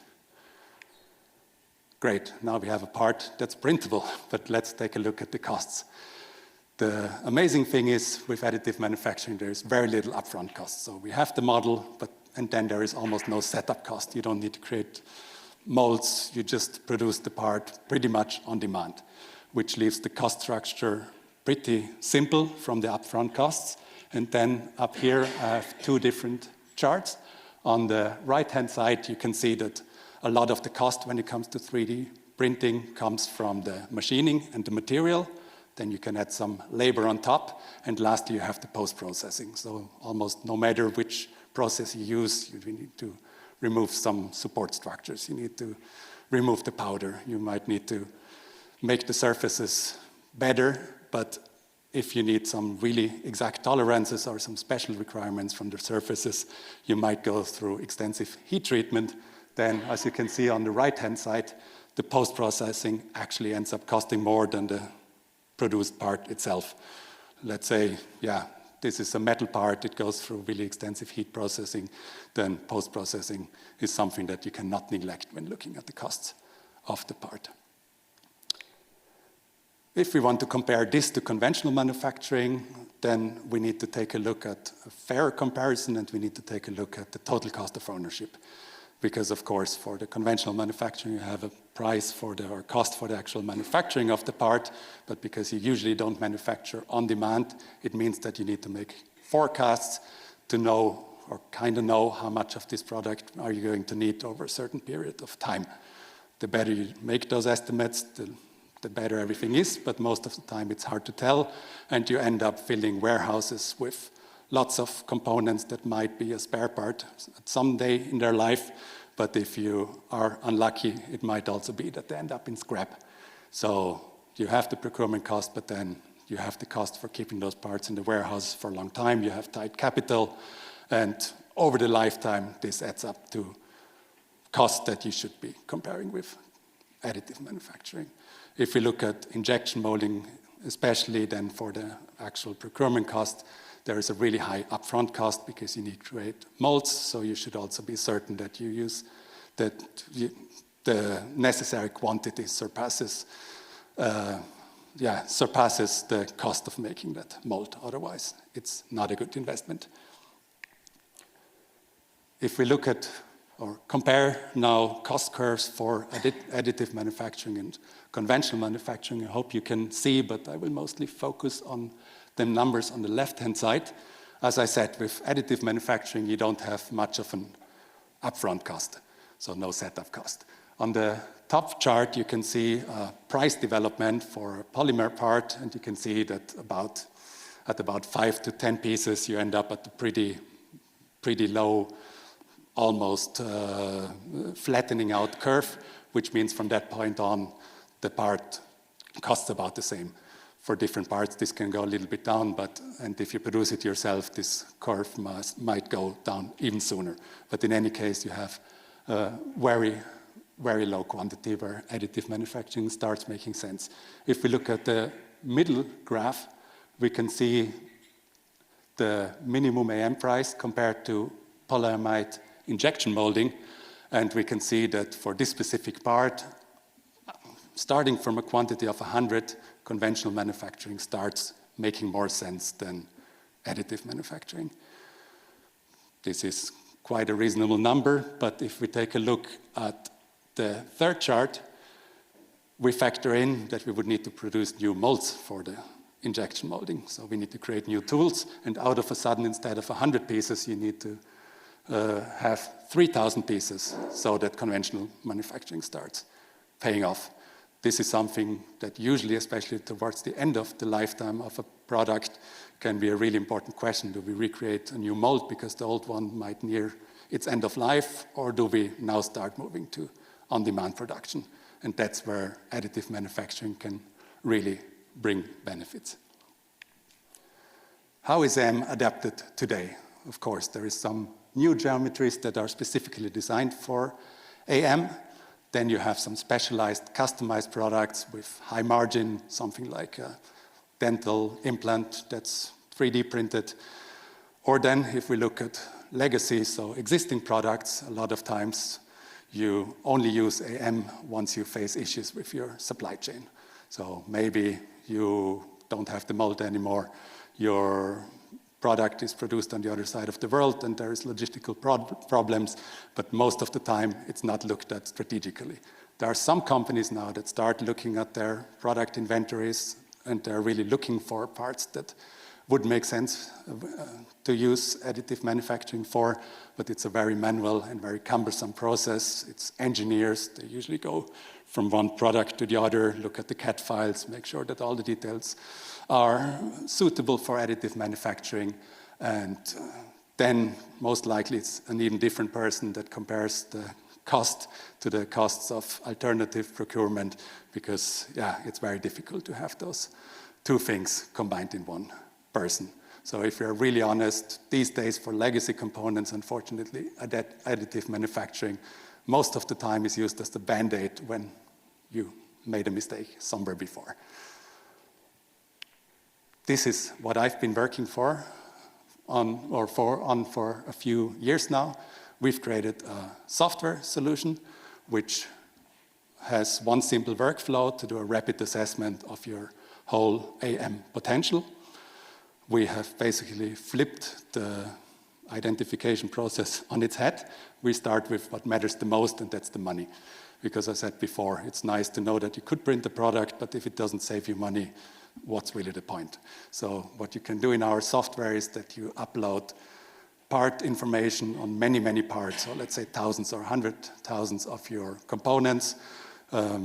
We look at supply chain information, like minimum order quantity, yearly demand, and then if you have something like a weight, volume, and some material indication, we can come up with a cost assessment or cost estimate for the AM costs as well as for the conventional costs, which means you can really start comparing the current costs with what could be the future costs, and you hopefully find some good candidates for which then you go through the efforts to look into the CAD files. Maybe you digitize the models if you're really sure that it's a good case, and only then you do the additional assessment. So start on a very high level and then only step by step go into more detail once you're sure that the effort will pay off. As I said before, if you really want to compare the costs, you need to look at the total cost of ownership, so the lifetime cost of the part. And we have built one tool just for that. So for every part that you estimate, you get the estimation on the conventional manufacturing, so injection molding for a polymer part, for example. And then we look at the supply chain information, we look at the yearly demand, we look at the minimum order quantity, and several other factors. And we really start listing where the cost comes from for this specific product. So we estimate how much of it you're going to use over its whole lifetime, and we can probably also tell you how much of it might unfortunately end up in the trash because you produce too much of it. And that's not great from a financial point of view. It's definitely not great from when looking at the environment, but that's a topic for another day. Going forward, when you have the CAD model at hand, we can do a technical assessment, which means we really look at that model. We check it for all first of all, we make sure that we can find a machine where you can produce this specific product, and then we look at all the technical details of this part and make sure that with the process that this machine would support, this part can be produced. So yeah, we look at wall thicknesses, clearances, and many other things to make sure that this part can be produced as is. Once you have that, you can go into the detailed estimate and looking at those break-even points that I've talked about before. So here you see for this specific part, we have gone through the whole, or we simulate the whole AM production process, including nesting, slicing, support generation.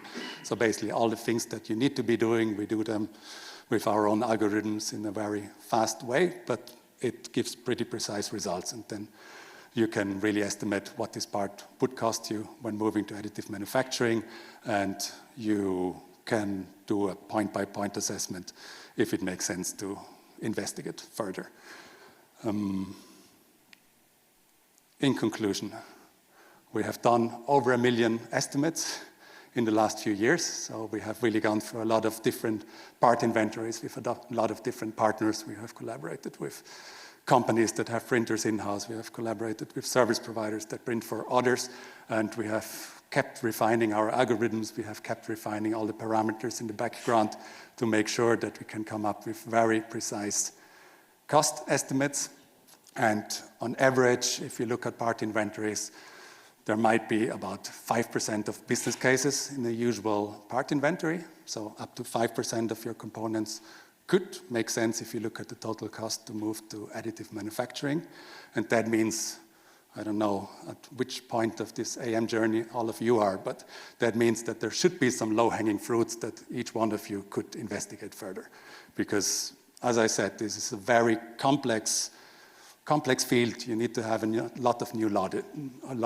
need to build up a lot of new knowledge. So you can really start with the easy parts, get a feel for the technology, understand the limits, understand the challenges, and then go further. Because if you look then at more advanced topic, and I'm not going to speak about them today anymore, but if you really go into designing for additive manufacturing, you can create products like the basketball from before. You can consolidate parts. So instead of 10 components, you have one component, which obviously gives a lot of flexibility. It brings down different part inventories. You can potentially redesign parts. You move them from a metal part to a plastic part, as we have heard before already. So if there is one way to answer the question from before, should I print my product? Yes, you should, if it's the only way. If it's not, so looking at old components, make sure that you move them to additive manufacturing because you will save money or simplify your supply chain. And please, the technology is advancing so fast. It's becoming more and more affordable to produce anything with additive manufacturing. So this is a great moment in time to look at AM as another tool in your belt and not just use it when it's too late or you've made a mistake somewhere else. Thank you very much.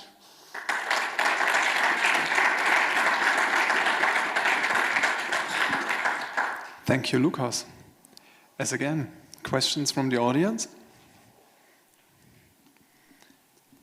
If not, maybe you need to, let's say, not only surmise, but you need to know lots of data beforehand. So using, let's say, the estimates for conventional machining, you are using typically tabulated data. What about the 3D printing systems? Are you in contact with all the OEMs of 3D printing machines, or how do you select with whom you are going to work? Very good question.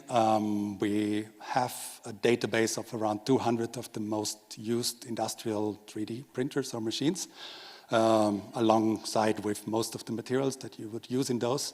And maybe 20 of those we have very precise data on because we see them used a lot of times. And basically, we are very open to talk to different manufacturers of machines, to also other companies that create materials. And at the moment, with all the new clients that we onboard, we basically extend our portfolio continuously. And then it's also possible for our clients to add their own or to change some things, because it might be that I, as a company with one machine, get a slightly different deal on the materials than someone that has 100 of them. So in a way, we provide the basics to our best knowledge, but then it can always be refined on a case-by-case basis. Thanks. Questions from your side? If not, let's thank Lukas again.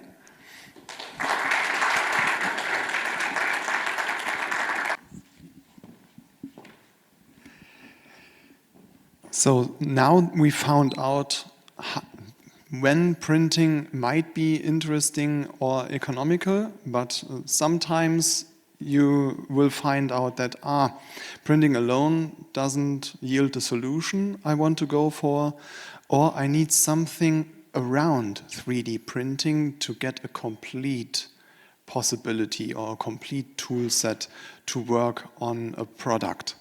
And this is maybe the line of thinking HSL Italia was pursuing.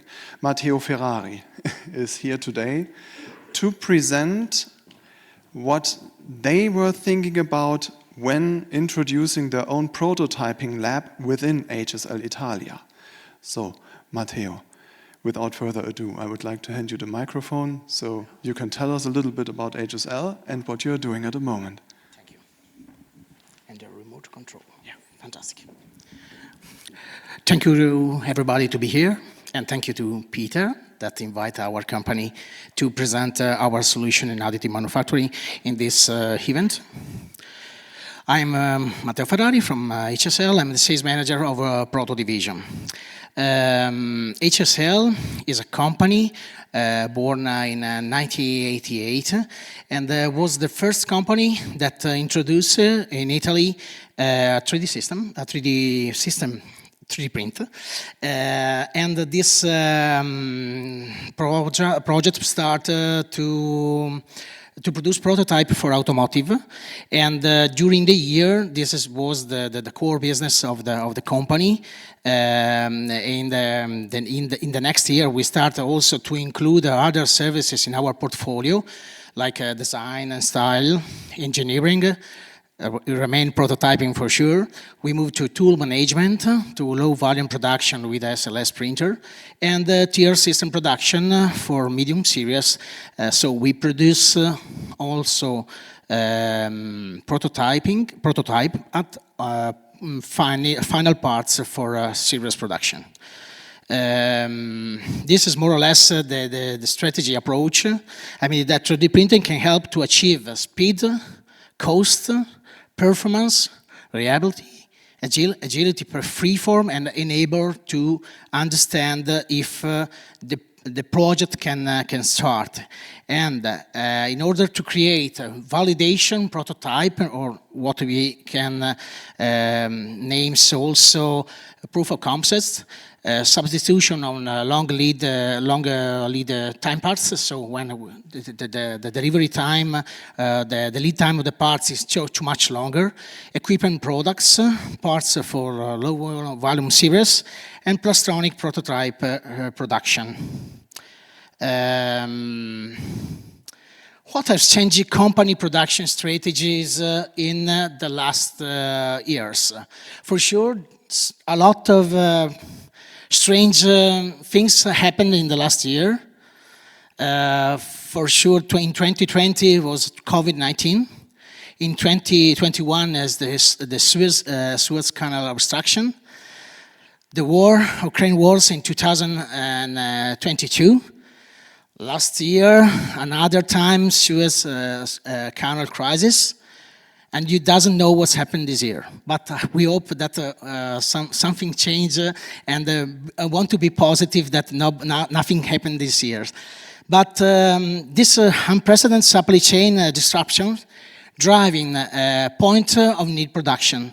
So the company, they look to have to use prototyping and not only standard production to move the wheel of the production in a era where from China doesn't arrive parts. That is a standard strategy that a lot of companies decide to follow in the last years. For what concern automotive industry, we can divide in three parts what the 3D printing helps this sector. For sure, increasing faster production cycles and demand for prototyping. I put this image of the Model T in 1913. One car was built in 12 hours, and now the standard time is around 2.5. So the production go very faster. Another opportunity is to create the inventory on demand. So the parts are not in a standard warehouse with inside millions and millions of parts, but are divided in locally and around the world, and can be printed in 3D or with other technology. We spoke about that later. Another interesting opportunity is the 3D printing of legacy parts. The parts aftermarket for classic car can be a challenging proposition because with reverse engineering, 3D scanning, and with the design, we can reproduce parts that are not available yet on the market. This can be an example of what we do with 3D printing. This customer tool is normally printed to accelerate production development. I mean that when we print these jigs, we really improve the production. For the first, it's a standard position jigs. For the second one, it's an element to test lighting elements with a sensor to the light source in the second one, and this is to test really the product before to start the production of the final parts. So both are printed in SLS technology. Another additive manufacturing very useful case is, for example, on these parts, it's a jig to calculate the length of the electronic flat to avoid to need to cut and recut or change the length before to start production. And in the upper picture there is a SLS parts with fixed inside the metal insert, and in the front you can see the CNC parts made of diffusive CNC plastic. So at the end, this really prototype that can be tested on field, because the sourcing is made of final materials and can be tested on the field. Another, this is a companion technology. We spoke in the title about our presentation, that you can see also on the desk, our desk, is the VCS, so vacuum casting manufacturing of the BMW M2 model. Upper we see the prototype, lower we see the final parts. The prototype is a VCS 3-key red, black and clear part. Master was milled in 3 master pieces and 3 molds, and the cathodiot is filled inside the system, but is buying from DBM.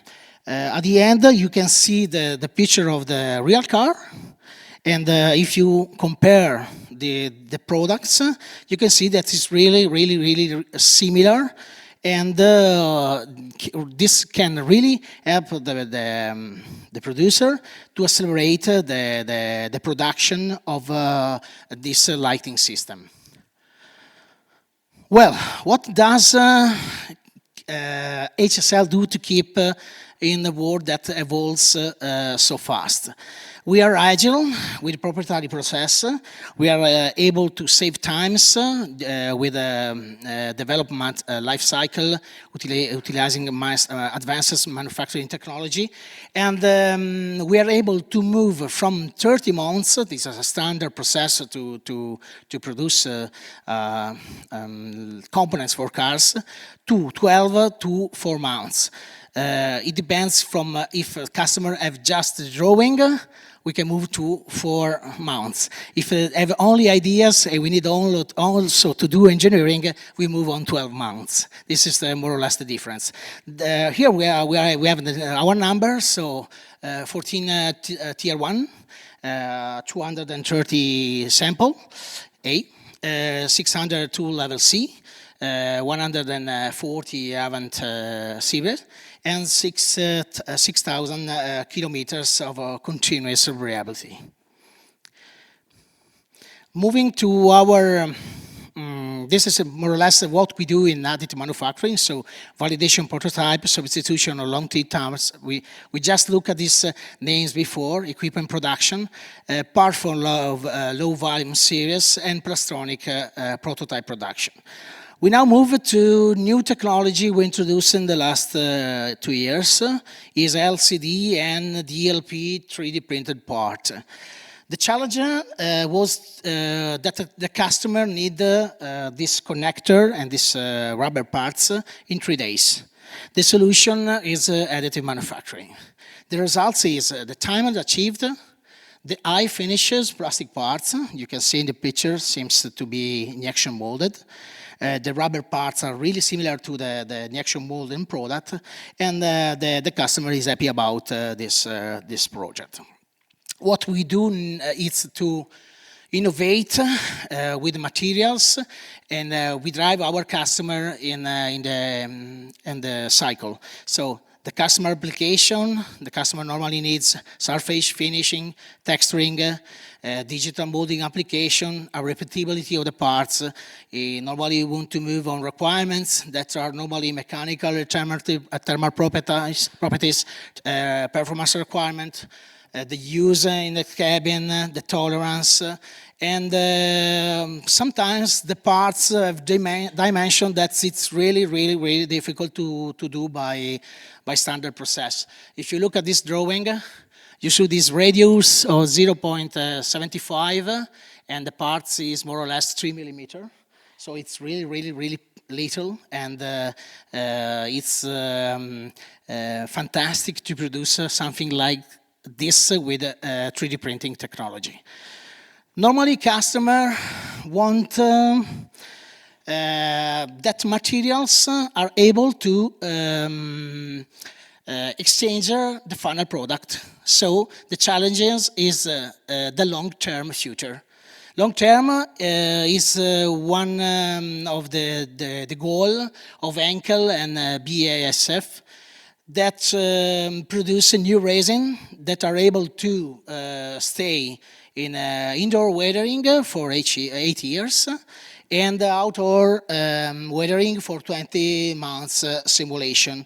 If you look at the graphics, you can see that it's more or less the same elongation capability, and also the tensile strength is more similar to the standard product. It's more than the original at the end. So below you can see chemical compatibility with automotive fluids, because it's another request that asking concerning the compatibility with gasoline, oil, fluid for transmission, brake fluid, etc., etc. So this is another achievement of our company, to have materials that are able to do that test. Moving on, sustainability, because at the end is one of the requirements of the market. And this is a resin that is based on soy juice. So it's completely natural, it's compostable, and they normally, the customer normally asks for it for what concern the proof of concept. So the first idea can be printed with this technology. The customer look at a different project, and they know that if they put in the basket the recycle bin, the parts is compostable and can close the circle of the you can see in the truly eco-friendly environment solution. This is one of the solution. The other one we introduce the water washable material. So we doesn't use isopropylic alcohol, but we use water to wash the parts. In this case, the material is very long term, like we analyzed before. So they is able to work for 3 years in a natural environment without cracks, and in an ambient with 90% of humidity, 35 degrees Celsius, and a concentration of 5% of salt. So it's really something that exchanges a standard plastic. Another improvements is we see before with Robot's case is the PA11 bio-derived, and is a polymer based on castor oil that our customer, Bijouet, decide to use for jewelry and for sunglasses parts, because have the same circle of recyclability about like we see before, and it's a good opportunity for our carbon to reduce the carbon footprint in this type of production. We move on the last technology. Is another technology to accelerate time to market, and is IMS. This is the acronym of Injection Molding Structural Electronics. It's a collaboration between Tactotec and HSL. We are the license agreement of Tactotec, so we signed this contract the last year, and we engineering the parts for them. The benefit of this technology is in these two pictures. This is a standard production with all the components inside, and this is what we can obtain. Is a thickness reducing of 90%, the weight of 65%, 95% of component less, and carbon footprint of CO2 less than of 60%. So this is what it's a really great opportunity to use this technology that you can see later on our desk. We move from point one, the printing decoration and electronics, the mounting of the components of on the film, the forming with 3D shape with the components, and at the end we injection molding a plastic material to make something like a sandwich to close everything inside of this component, and to have only the connection flat you can see outside the part. So this is more or less what we do. Film resin, the one film on bottom, the two film structure, and the multi-shot structure with eventually more colors and more decoration. This is more or less what we can, the application.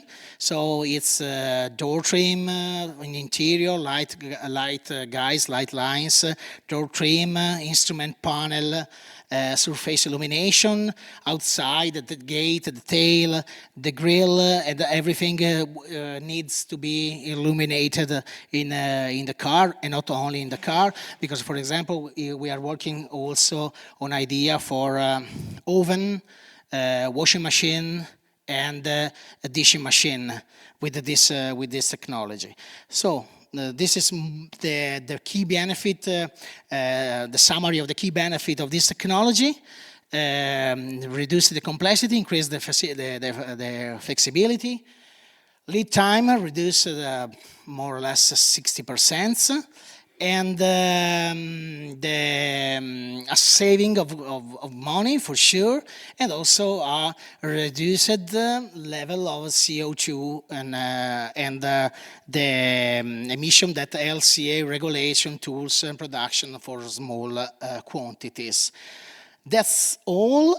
So I stay perfectly in time. I accelerated just a little because I put a lot of slides. And thank you for attention. If you have any question, everybody are welcome. It was like a marathon. Thank you very much, Matteo. That's your cue. Questions? If not, we are that perfectly on time that we need to move on. So use the opportunity to A, go to the stand, and B, to go and ask further questions to Matteo right there after our talks right now. Thanks.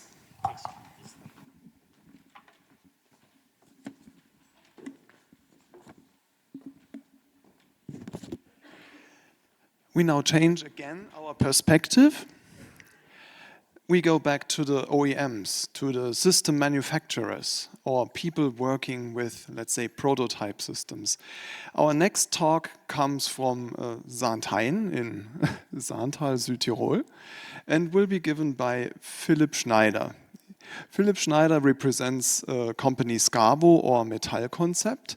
He comes from Technical University of Munich and comes there from the architectural department and will tell us a little bit about the things they are printing in Saarnthein using a concrete printer, which they jointly developed with Progress AG. So, Philipp, tell us about the things you found out with printing in build sector. Thank you very much, Peter. Thank you, everyone, and hi by me also. My name is Philipp. As Peter told, I'm from Munich and have somehow found my way here to South Tyrol.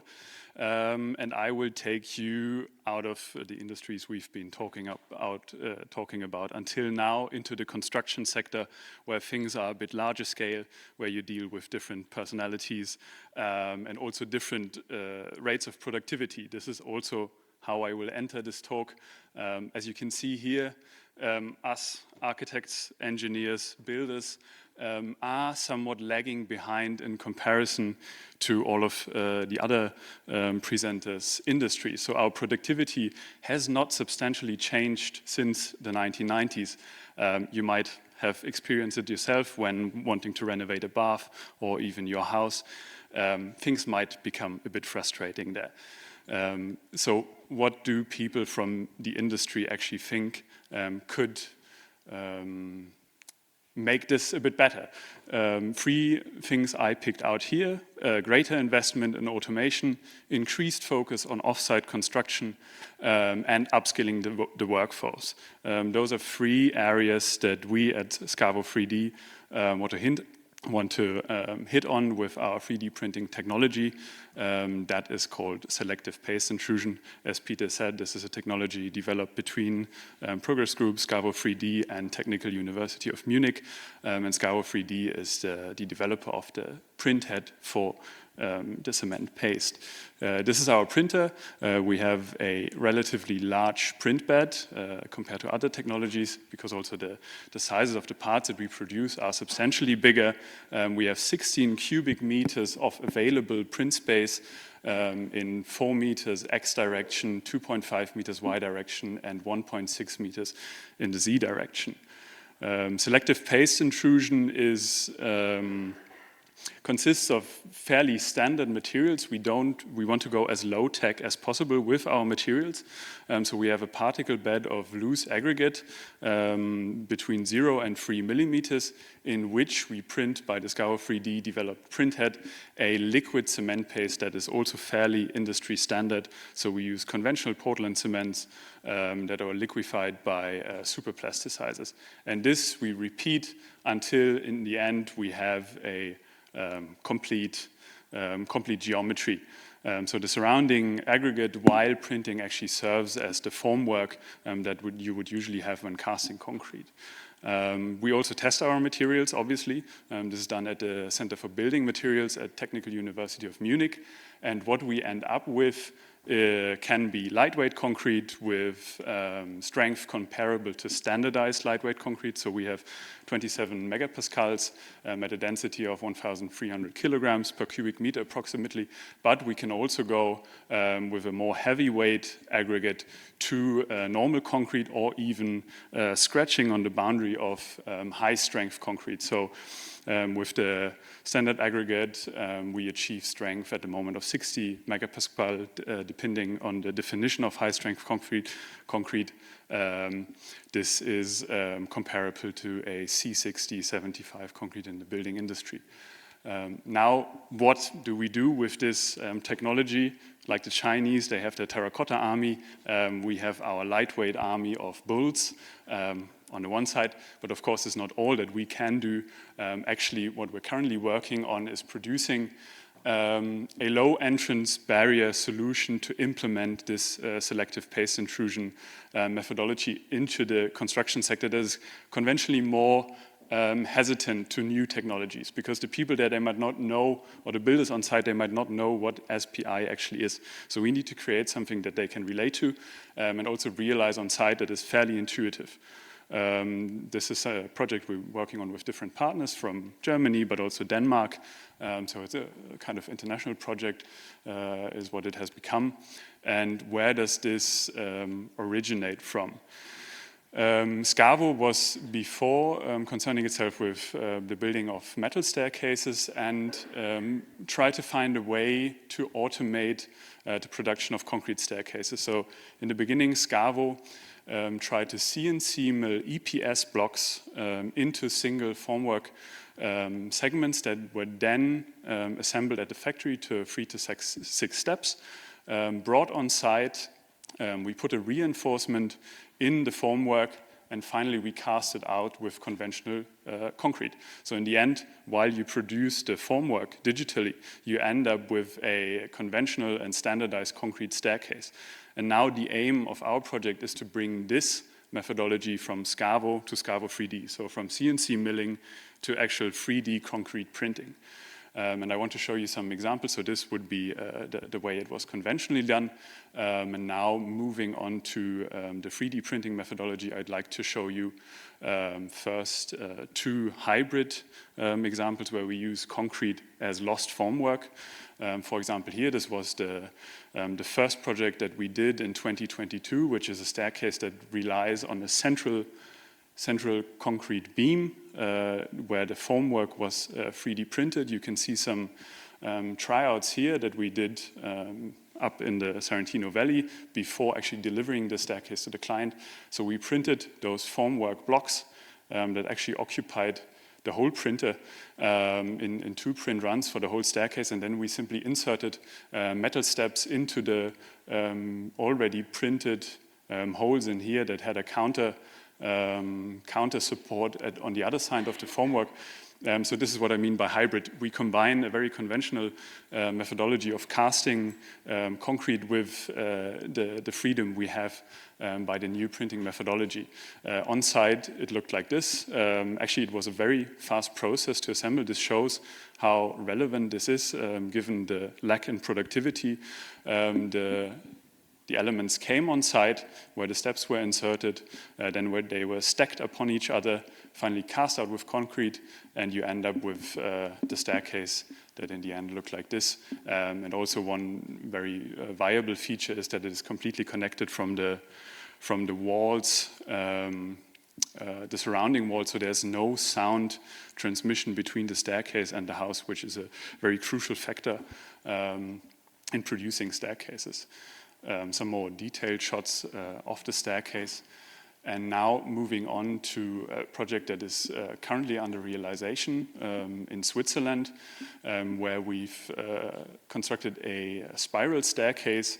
And the advantage here was that with conventional methods, you could not have fabricated this staircase. It is a fairly large staircase, spans across 2 stories of a building. And the conventional method, the worker for the formwork was simply not able to do it or not willing to do it because it was too much effort to create such geometry. The staircase has a diameter of more than 2 meters. And a prefabricated staircase was too big to transport actually on a heavy-duty lorry. So here comes our formwork really into function.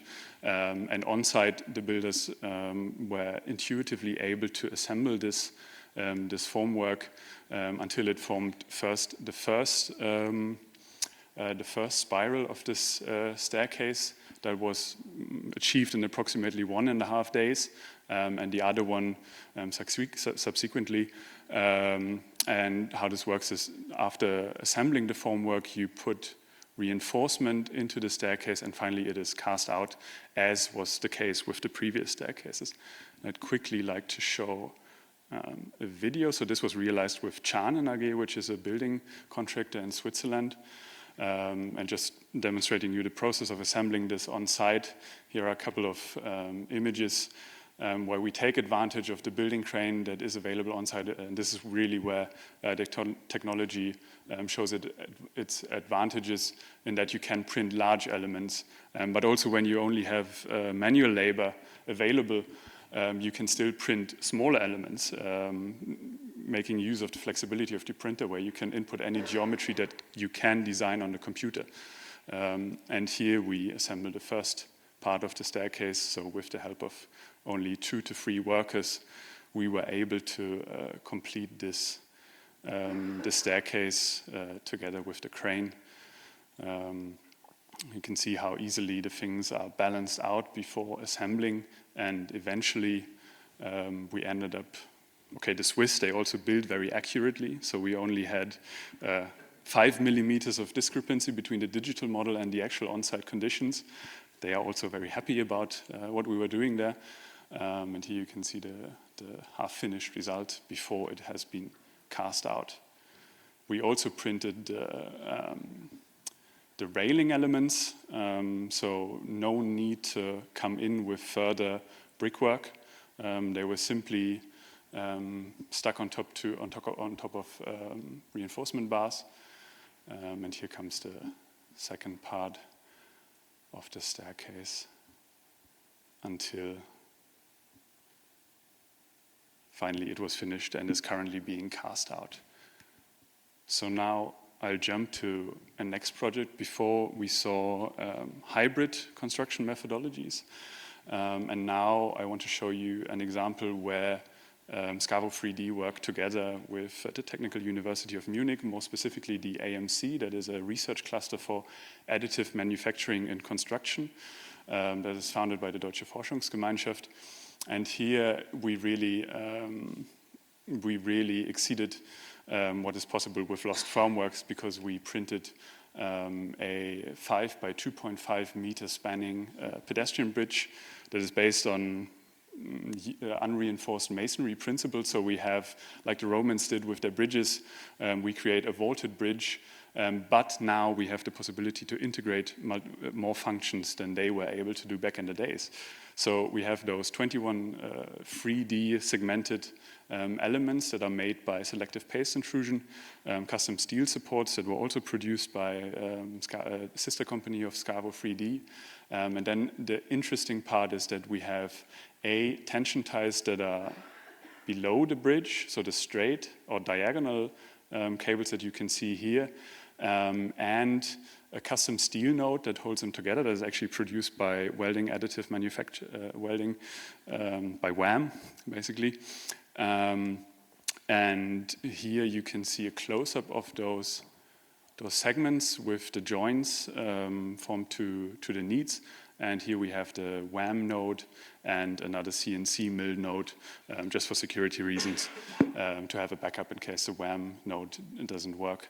And then we also have post-tensioning cables inside the printed bridge. But now these, of course, are all visualizations. Here is the actual final bridge. So we have a structural assembly that people were actually daring to step onto. So it was definitely a viable use case for this and a demonstration of that you can actually print structural components with this technology. And again, a close-up of the steel node that was also structurally optimized to take up the forces that are resulting from the steel cables. And now I quickly want to show a bit about the fabrication. So here's a representation of the print bed, and we were able to print all of the bridge's segments. So a complete 5 by 2.5 meter bridge within a single print. After printing, then they were excavated from the print bed. Here you can see the inventor of the SPI printhead, and Andreas, that is also here today in the audience. And now, just to finish my presentation on time, I see a quick video of the whole workflow of creating this bridge. Yeah. So here you can see all of the partners that were integrated in this project. The whole bridge as it stood in Munich. And most importantly, the fabrication-aware digital design workflow, where we have a strut and tie model that was optimized to form a compression-only discrete form that was then transferred to a continuous model, and all of this geometry was informed by the material properties that we were finding from the used material, which is lightweight expanded clay. And they were then input into the optimization. So here we have a thickness optimization for the whole bridge structure, which generates the cross-section height at every point of the bridge, from where we go into the segmentation of the bridge, following the principal stress lines to create a segmentation pattern that is not only structurally viable, but also makes it easy to transport these single segments. So we gave in constraints that every segment should only be 140 kilograms, so it can be transported with a forklifter and assembled fairly easily. There are some improvements to be made, but this was just a proof of concept. And here you can see the integrated functions, the tension ties and the post-tensioning cables inside the printed segments. Now here's a video of the fabrication, how all elements were printed in one go. And you can see here the scale. 5 minutes. The scale with the people that are next to the printer actually mixing the cement paste that then goes into the printer, and the elements being excavated, lifted out of the print bed, and assembled first in software roll to test the principal working method of this assembly. So we had an underlying formwork on which we assembled all of the elements, inserted the steel cables, and then finally it was presented in Munich during an evaluation of the research cluster by the Technical University Munich and the Technical University of Braunschweig. And here you can see that the precision of the printer is actually fairly astounding, because we only worked with very minimal tolerance in the digital planning, and in the end it all came together. You can see the smoothness of the curve below the bridge. There's no disrupting between the single segments, and that proves that we are onto a viable path of producing also structural elements for additive manufacturing in the construction industry. Yeah, that was it from my side. In case you have questions, I'd be happy to answer them.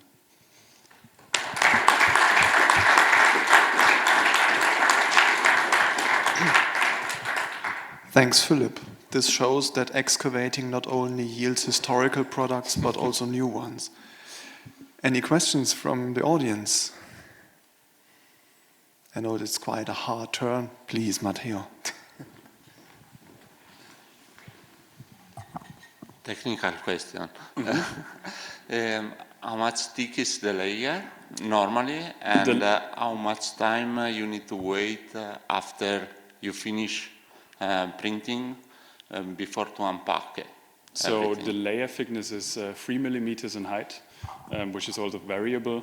We could technically go lower, but at the moment we've only printed with 3 millimeter layer heights, and we wait, depending on the parts that we are printing, until the next day, or for structural components a bit longer. So we have a minimum of 24 hours up to 1 or 2 weeks of curing time in the print bed before we excavate them. Further questions? So the Swiss are quite happy with their, let's say, stairs in this respect. Is the house already used? Are they living in it right now? The house with the staircase? Yeah. Soon. The staircase is almost done, but the house is not finished. So we can show again that the productivity with the print is definitely increased compared to the conventional building industry. Okay, nice. So let's thank Philip again. Thank you.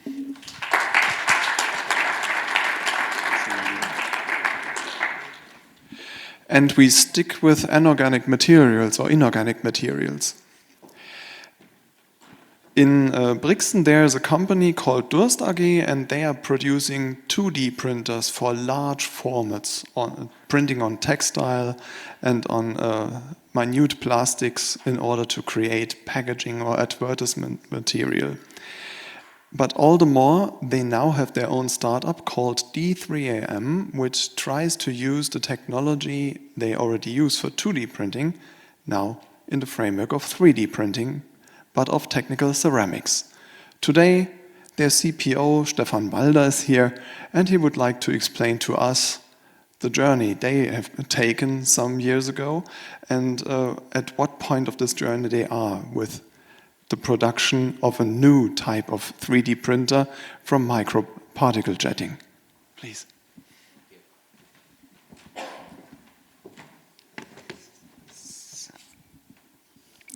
Thank you, Peter. Good evening, ladies and gentlemen.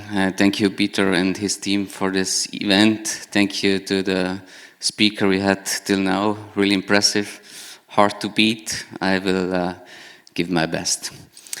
So today I would like to give you some insights into the activities of D3AM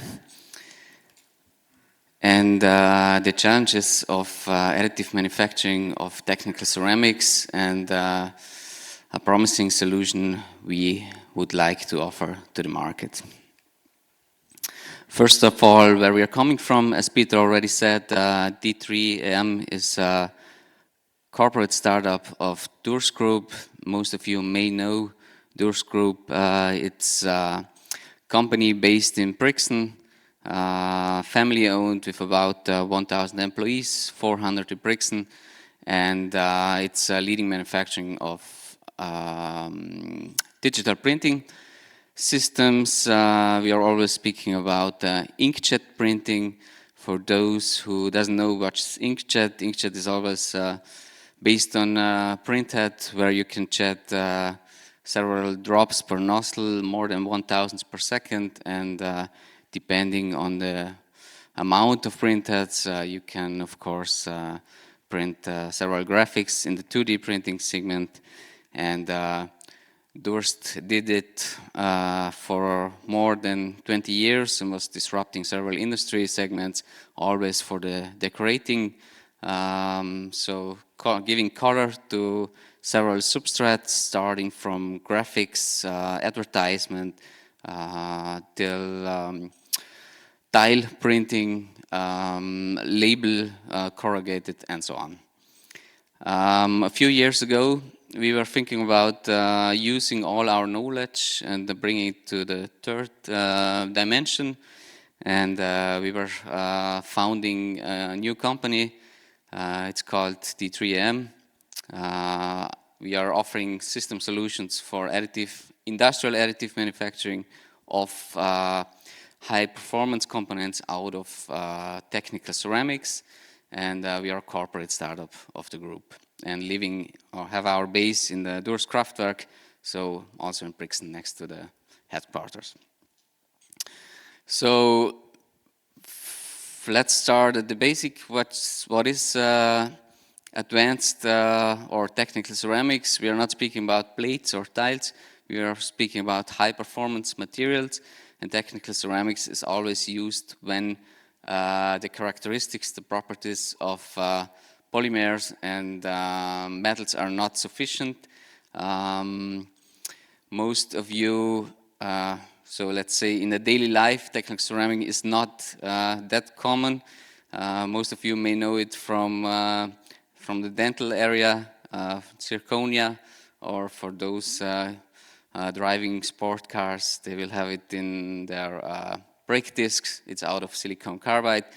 It has characteristics that it's super light, it's extreme hard, almost as diamond, depending on the material themselves. It's high strength, wear resistant, chemical resistant, low thermal coefficient, and also resistant to high temperatures up to more than 1,900 degrees. So that's advanced ceramics. Applications, really industry-like, it's aerospace, a lot of semiconductor production, which due to AI is getting more and more important. Chemical industry, energy sector, of course, medicine due to its biological resistant compatibility, and also defense, of course. So this is technical ceramics in general.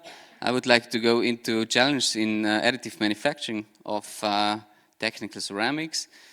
And one important thing is there's no direct method such as laser powder bed fusion, which is the most common one in additive manufacturing of metals. There are, of course, existing technologies. Indirect, always meaning that I'm building the green body, and at the end I'm sintering it. And there is the most established one, of course, is SLA DLP printing, which is super precise and works fine for small parts, but it is really bad in productivity, high material costs, and also limited in some geometries, especially when it comes to bigger parts and bigger wall thickness. And there's another method which is quite common. It's binder jetting, but also extrusion, which is, of course, has a high productivity. But the problem in technical ceramic is that you need to have mostly, in the most applications, you need to have dense materials with a low porosity, and you can't achieve it with binder jetting. The good thing is technical ceramic in a traditional way is quite hard to form, to shape, because either you do it by pressing, and if you do it by milling, you need tools which are harder than the material themselves, and that's getting quite complicated, and mostly it goes direction of diamond. So our approach to that is we want to have dense materials, we want to have high productivity, and also we want to have let's say a cost-efficient method. We invented a new technology. It's called microparticle jetting. Some of you may know material jetting. It's based on material jetting, but we do it a little bit different. So we use ceramic powder, give it into a suspension of water-based suspension with a really low content of organic, jet the material drop by drop, voxel by voxel, layer by layer, and between every layer we dry out the water, so it remains a green body, which will then be sintered, and then we have our final part. As I said before, it's based on material jetting, but what's different between us and other approaches to jet this abrasive water-based fluids, you need special printhead. And within Durst Group, we were developing one for many years, and this gives us the possibility to jet drop by drop this abrasive materials which are not easy to handle. We are working with water-based suspension, which brings us a lot of advantage in the post-processing step. I will come back to this point later, we do have a high solid content, so high amount of ceramic powder within the suspension and a low organic content. So which are the advantages? First of all, design freedom. It's made in a way that every inner channels or gyroid structure can be made. We are quite free in the material development, as this printhead is able to jet every kind of material in a powder form, so always within a suspension. The productivity is quite high due to the high throughput of the printhead themselves, and the quality of the microstructure, of course. We always speak about dense material with relative density higher than 99%. The process themselves is quite sustainable. I would say it's super sustainable compared to other technologies, but also compared to the traditional way of shaping. It's sustainable as we work with water-based suspension. We don't have this 5 days of debinding the organic out of the material because there's almost none of it in the whole suspension, so we can directly sinter it. Here you can see an example of a printed part, which we are also showcasing over there. What's special on this part? First of all, it's complex. Okay, that's what also other technologies can do. But it's out of sintered silicon carbide. So the material I was describing before, almost as hard as diamond, super light, so almost as aluminium, and super, so you can use it on temperatures up to more than 1,900 degrees Celsius. The industry experts called it the best ever 3D printed sintered silicon carbide component. We were launching it the first time in November last year. And what could it be? It could be the base of a heat exchanger due to its form, a heat exchanger for extreme high temperature applications. How do we do? How do we print our parts? We were developing not only a process and a printhead, we are of course developing a printing system. We call it the D3 Lab 2. It's a printing system which of course is working with the microparticle jetting technology. Its platform size is 240 till 500 millimeter, which is for technical ceramic already quite big. And of course, it's equipped with the whole D3 software workflow with machine learning, quality control, the whole workflow from the 3D file till the final part. So where are we right now? What's the status quo and where would we like to go to? We launched our machine, as I said before, in November last year. We are currently in a beta stage. We would like to install our first machine in Q3 this year. And we are, most focus is on optimization and developing of new materials for this technology. That's from my side. I think I'm good in time. I would be happy to answer your question. If not, I'm also looking forward to have a drink afterwards and have some nice conversations. Thank you, Stefan.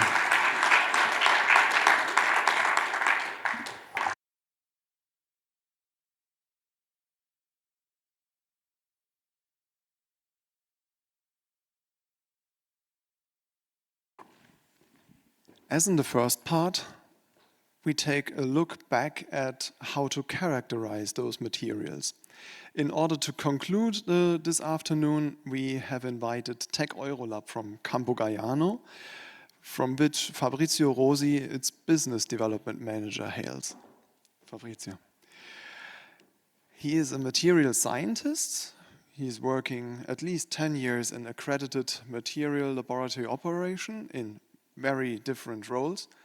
And he will tell us not the vision, but the state of the art of 3D printing product testing, if I'm right. Thank you so much. Okay. So thank for the opportunity to join.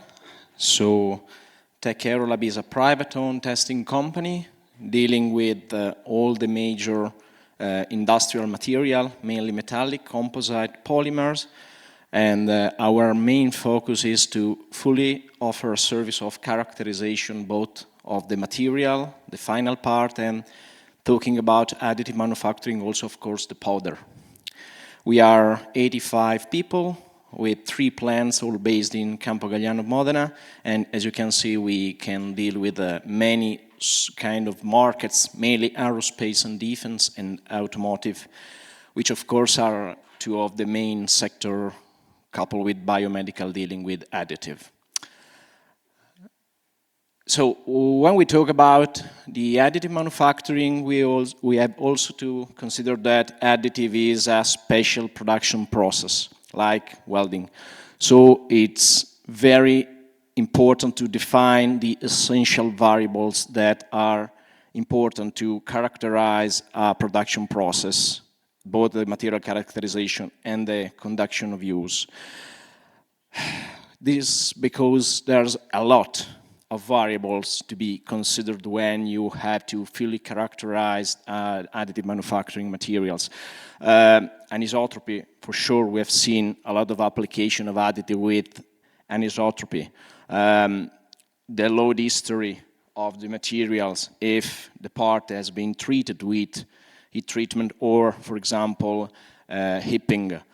The presence of defects, which can be inside the powders or in the bulk part, and of course the finishing of the part itself.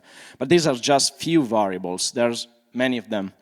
Techpark is involved in all the activities dealing with process, product, control and qualification, and process validation. This is just a brief overview of what we can do.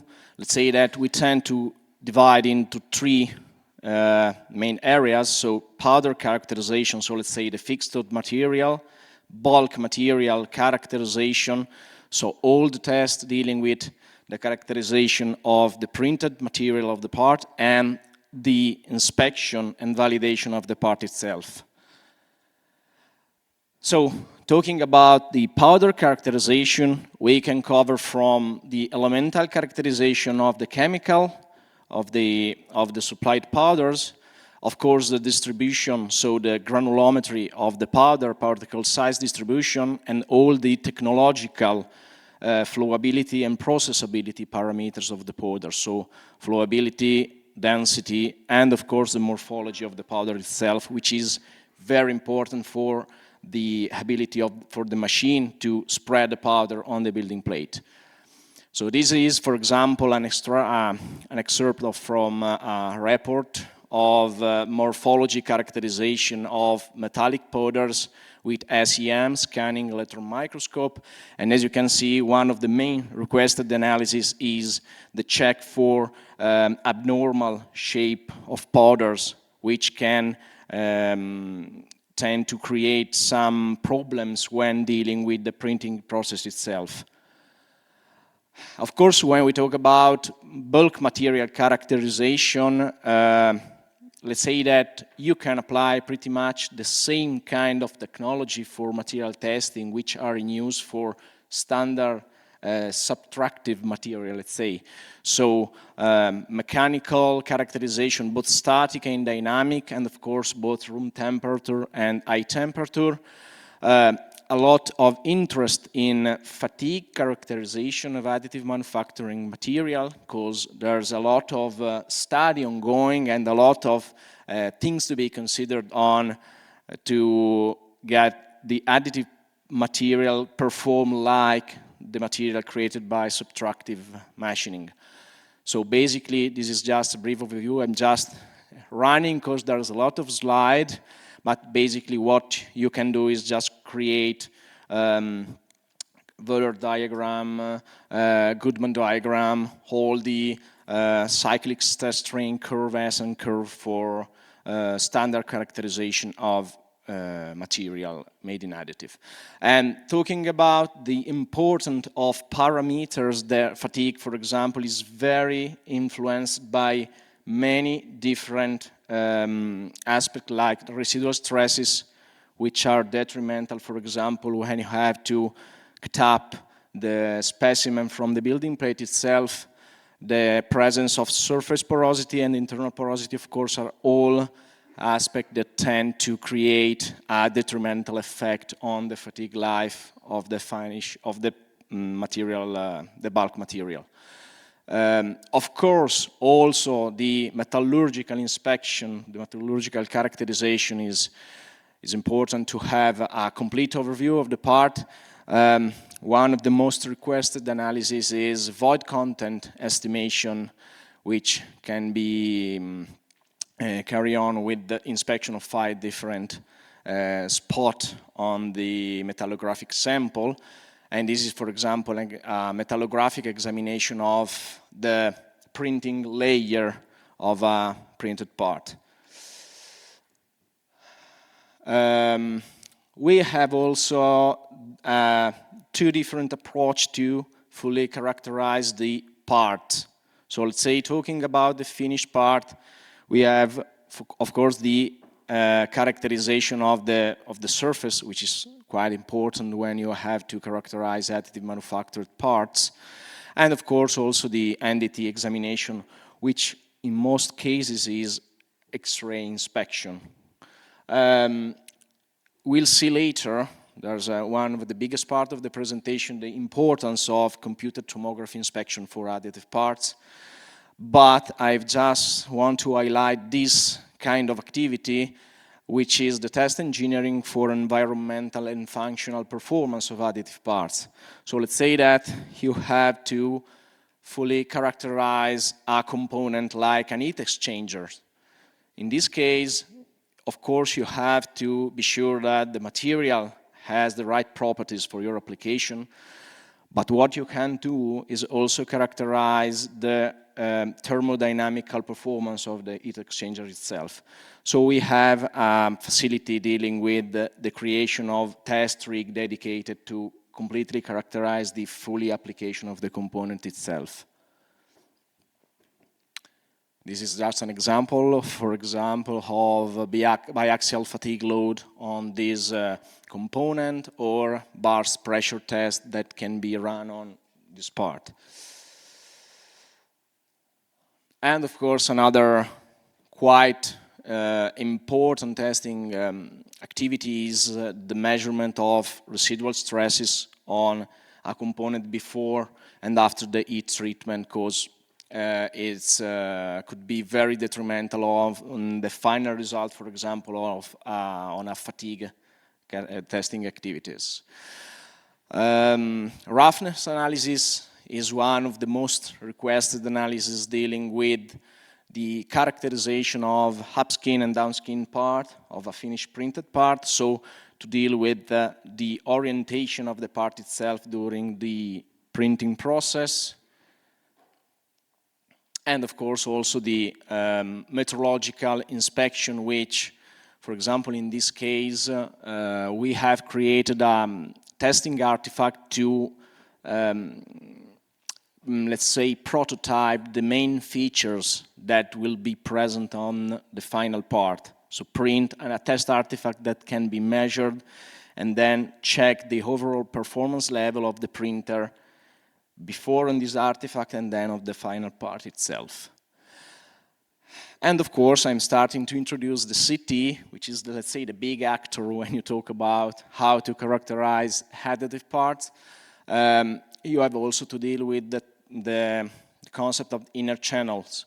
So most of, for example, standards, actually there's new releases that are undergoing, but most of standard didn't take in consideration the presence of inner ducts, for example, so conformal channel, which is one of the main important topic when you want to apply in industrial component the fully capability of additive manufacturing.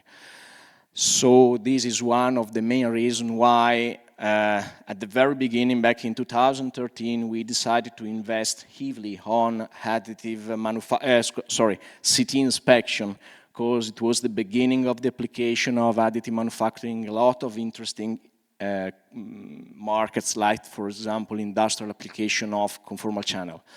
We have 3 different systems, 240 kV microfocus, 440 kV mini focus, and the last one is a 6 MAV, so 6,000 kilo electron volt linear accelerator. I would say that we decided to invest on this kind of system because the size of the printing system get bigger and bigger. So the bigger the printing system, the bigger is the CT system. And this is why when usually you talk about additive, you talk about CT. Because for most of application of NDT characterization, standard methods tend to be quite complex to apply. So for example, if you consider the surface of a component like this one, which is an heat exchanger made by Inconel 718, it's fairly complex to inspect it with standard radiography or surface method like FPI or MPI. So the problem is that it's not that easy even to cross such dense material. So the reason was the reason why we decided to construct this system, which is custom made, so it's not a ready from shelf system, was to be able to perform scanning activities on component like this one. So if you see, the component is a turbine blade alloy with made in 718 Inconel for area application, and this is the result of the scan made with a standard CT system, our 240 kVs. So as you can see, the final result are not so good, because the overall capability to cross the material is not completely satisfied. Then we move to the other system, and then the result gets better, but just with a higher power source, you can really cross the sample and get really the shape and foil of a component. For a matter of time, I'm not showing the video. You can just go to YouTube and watch it, but it's quite impressive, the result.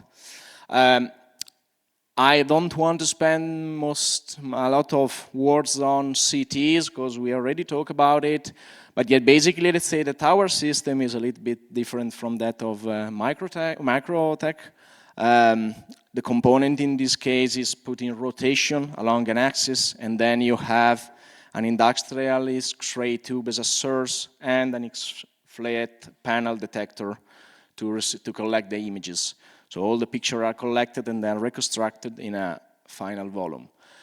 Some application with CTs, you can see one of the main activity is porosity evaluation. So you can scan the part and then evaluate with a reference of measurement the presence of porosity inside.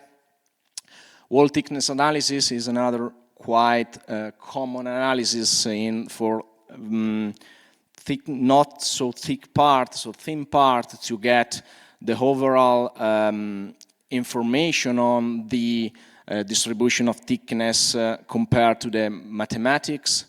Cut comparison analysis to check the warpage effect that can be created during the removal of the part from the build plate. I just want to stress this point, which is really, really one of the most challenging problems with additive, is trapped powders. So you can get higher density inclusion, okay. You can remove them by dealing with your process, by working with a really clean environment, not using the same system to print different materials. That nowadays is something that we can say is acquired for granted. But this is still a big problem, because it's not that easy to remove trapped powder from inner channels. And since most of applications where additive has found the most relevant and useful application are heat exchangers, this is still a big issue. So how to remove trapped powder, how to design the part, to remove powder and to inspect the part for powder removal, it's still a challenge. When you talk about CT, one of the main topic is how can I measure what I see inside the part. So our approach is to use the RQE approach. So the quality indication which are used commonly on standard X-ray and NDT inspection. So for example, this is a RQE which has been created to be placed inside this manifold and has been made with additive manufacturing, which is pretty good to create artificial defects because you can print them actually. Instead, creating artificial defects with other standard methodology is not that easy. So we fully characterize by measuring this RQE with all the major defects underlined, which are constituted by trapped powder, and we place inside the manifold to be analyzed. So the goal was to be sure that even during the CT scan of this component, we would still be able to see the defects inside the RQE.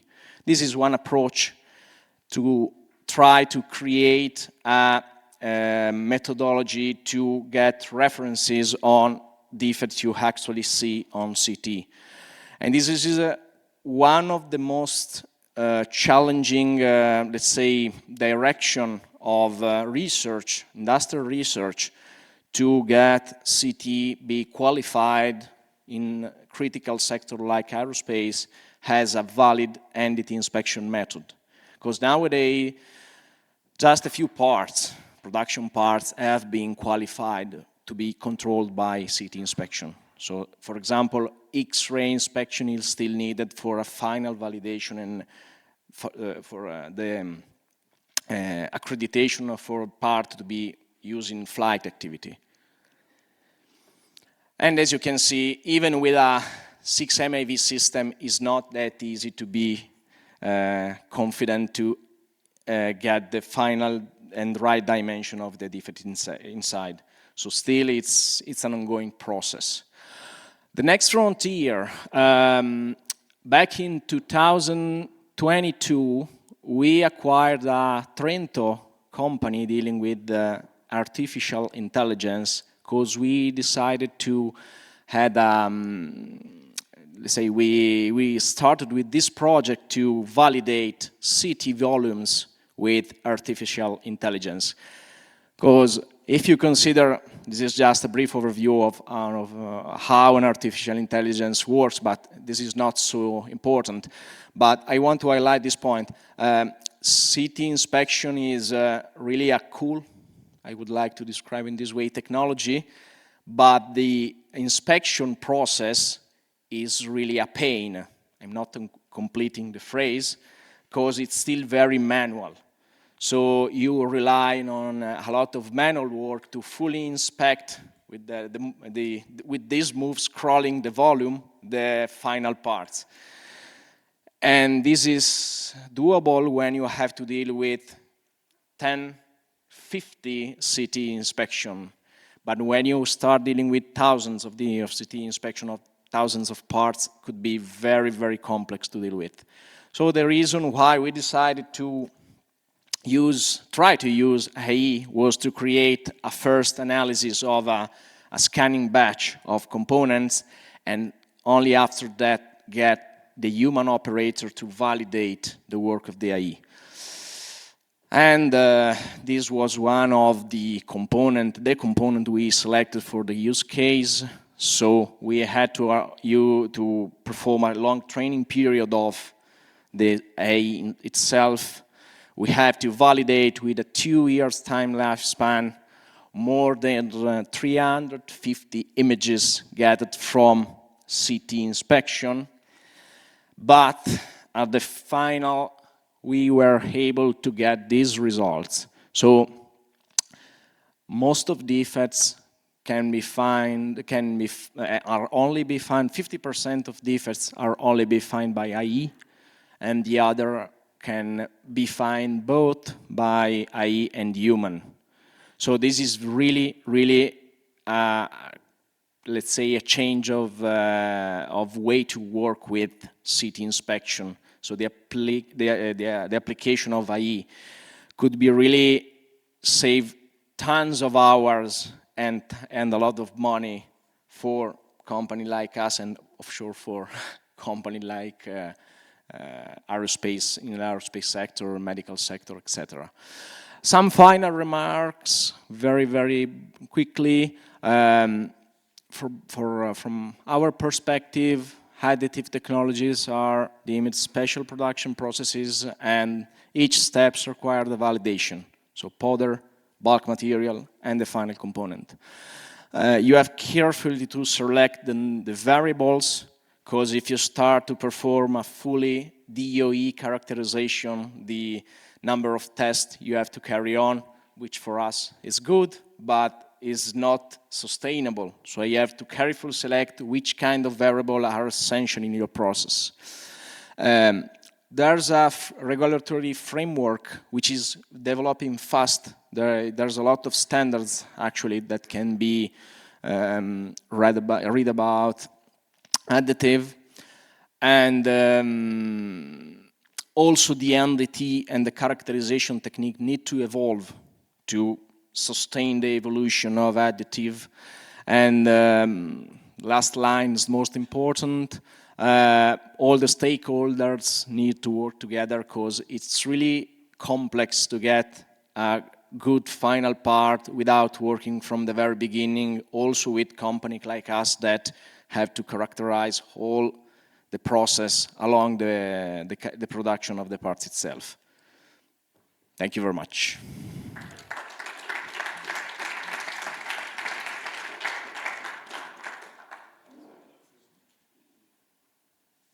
Fabrizio, you said 6% of the human operator, 6% of the defects could only be detected by the human operators. That's a quite interesting number with respect to AI.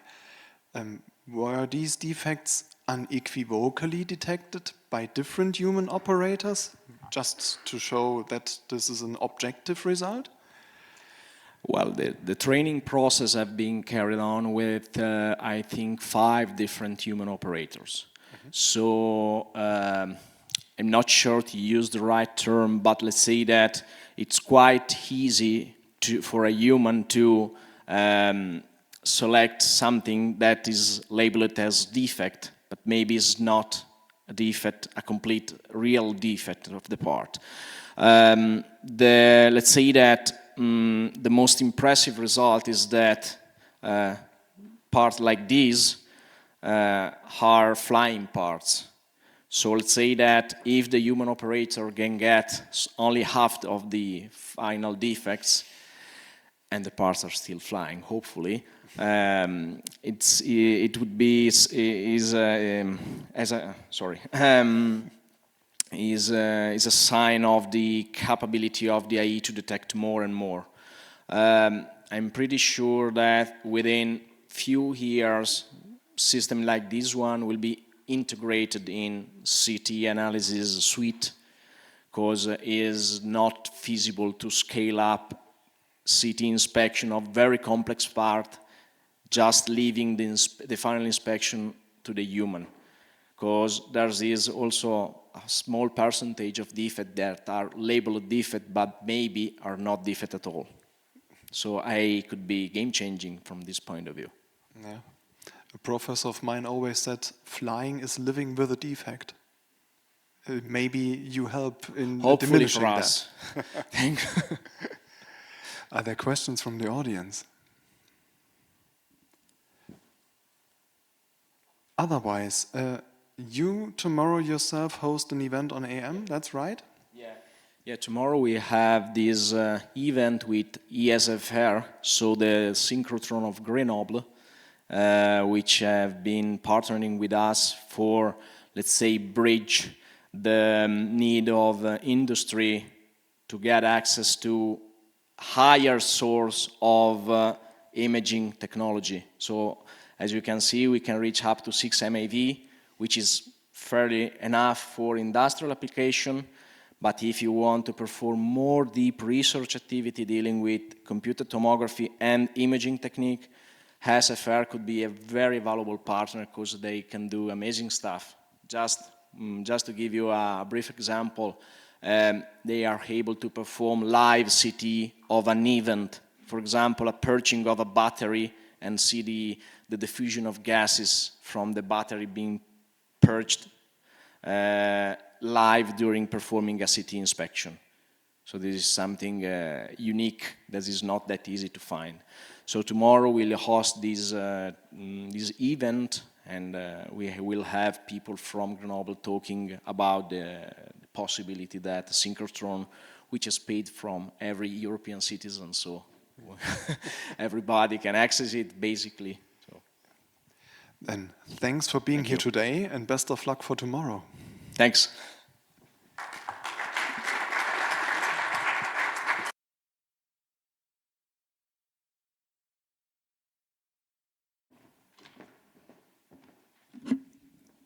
And with that, we are at the end of the official part of this afternoon. Thank you very much, dear audience, and thanks again to the speakers for all these contributions and these discussions. Those discussions can be continued back there in the expo because we already have set up outside an aperitivo for all of you. So grab a glass, drink a little bit, and get back into the discussions if you like to. At the end of this day, I not only want to thank you, the audience, and the speakers, but also all the guys behind the scenes organizing this event. This would be, not to mention all of them, but Iris Cretelli, Lisa Geier, and Veronika Adami from the in-house meeting management, Camilla Pitz and Stefan Wieser, who is responsible here for the technical support. And technical support is the queue because, as you have seen, we have recorded everything. So everybody of you will find in the next days to come an email in his folder or her folder where the direct link to the YouTube registration will be furnished. So please distribute all to the people who didn't have the opportunity to be here today in person. Thanks again for you being here, and let's grab a glass and make a brindis.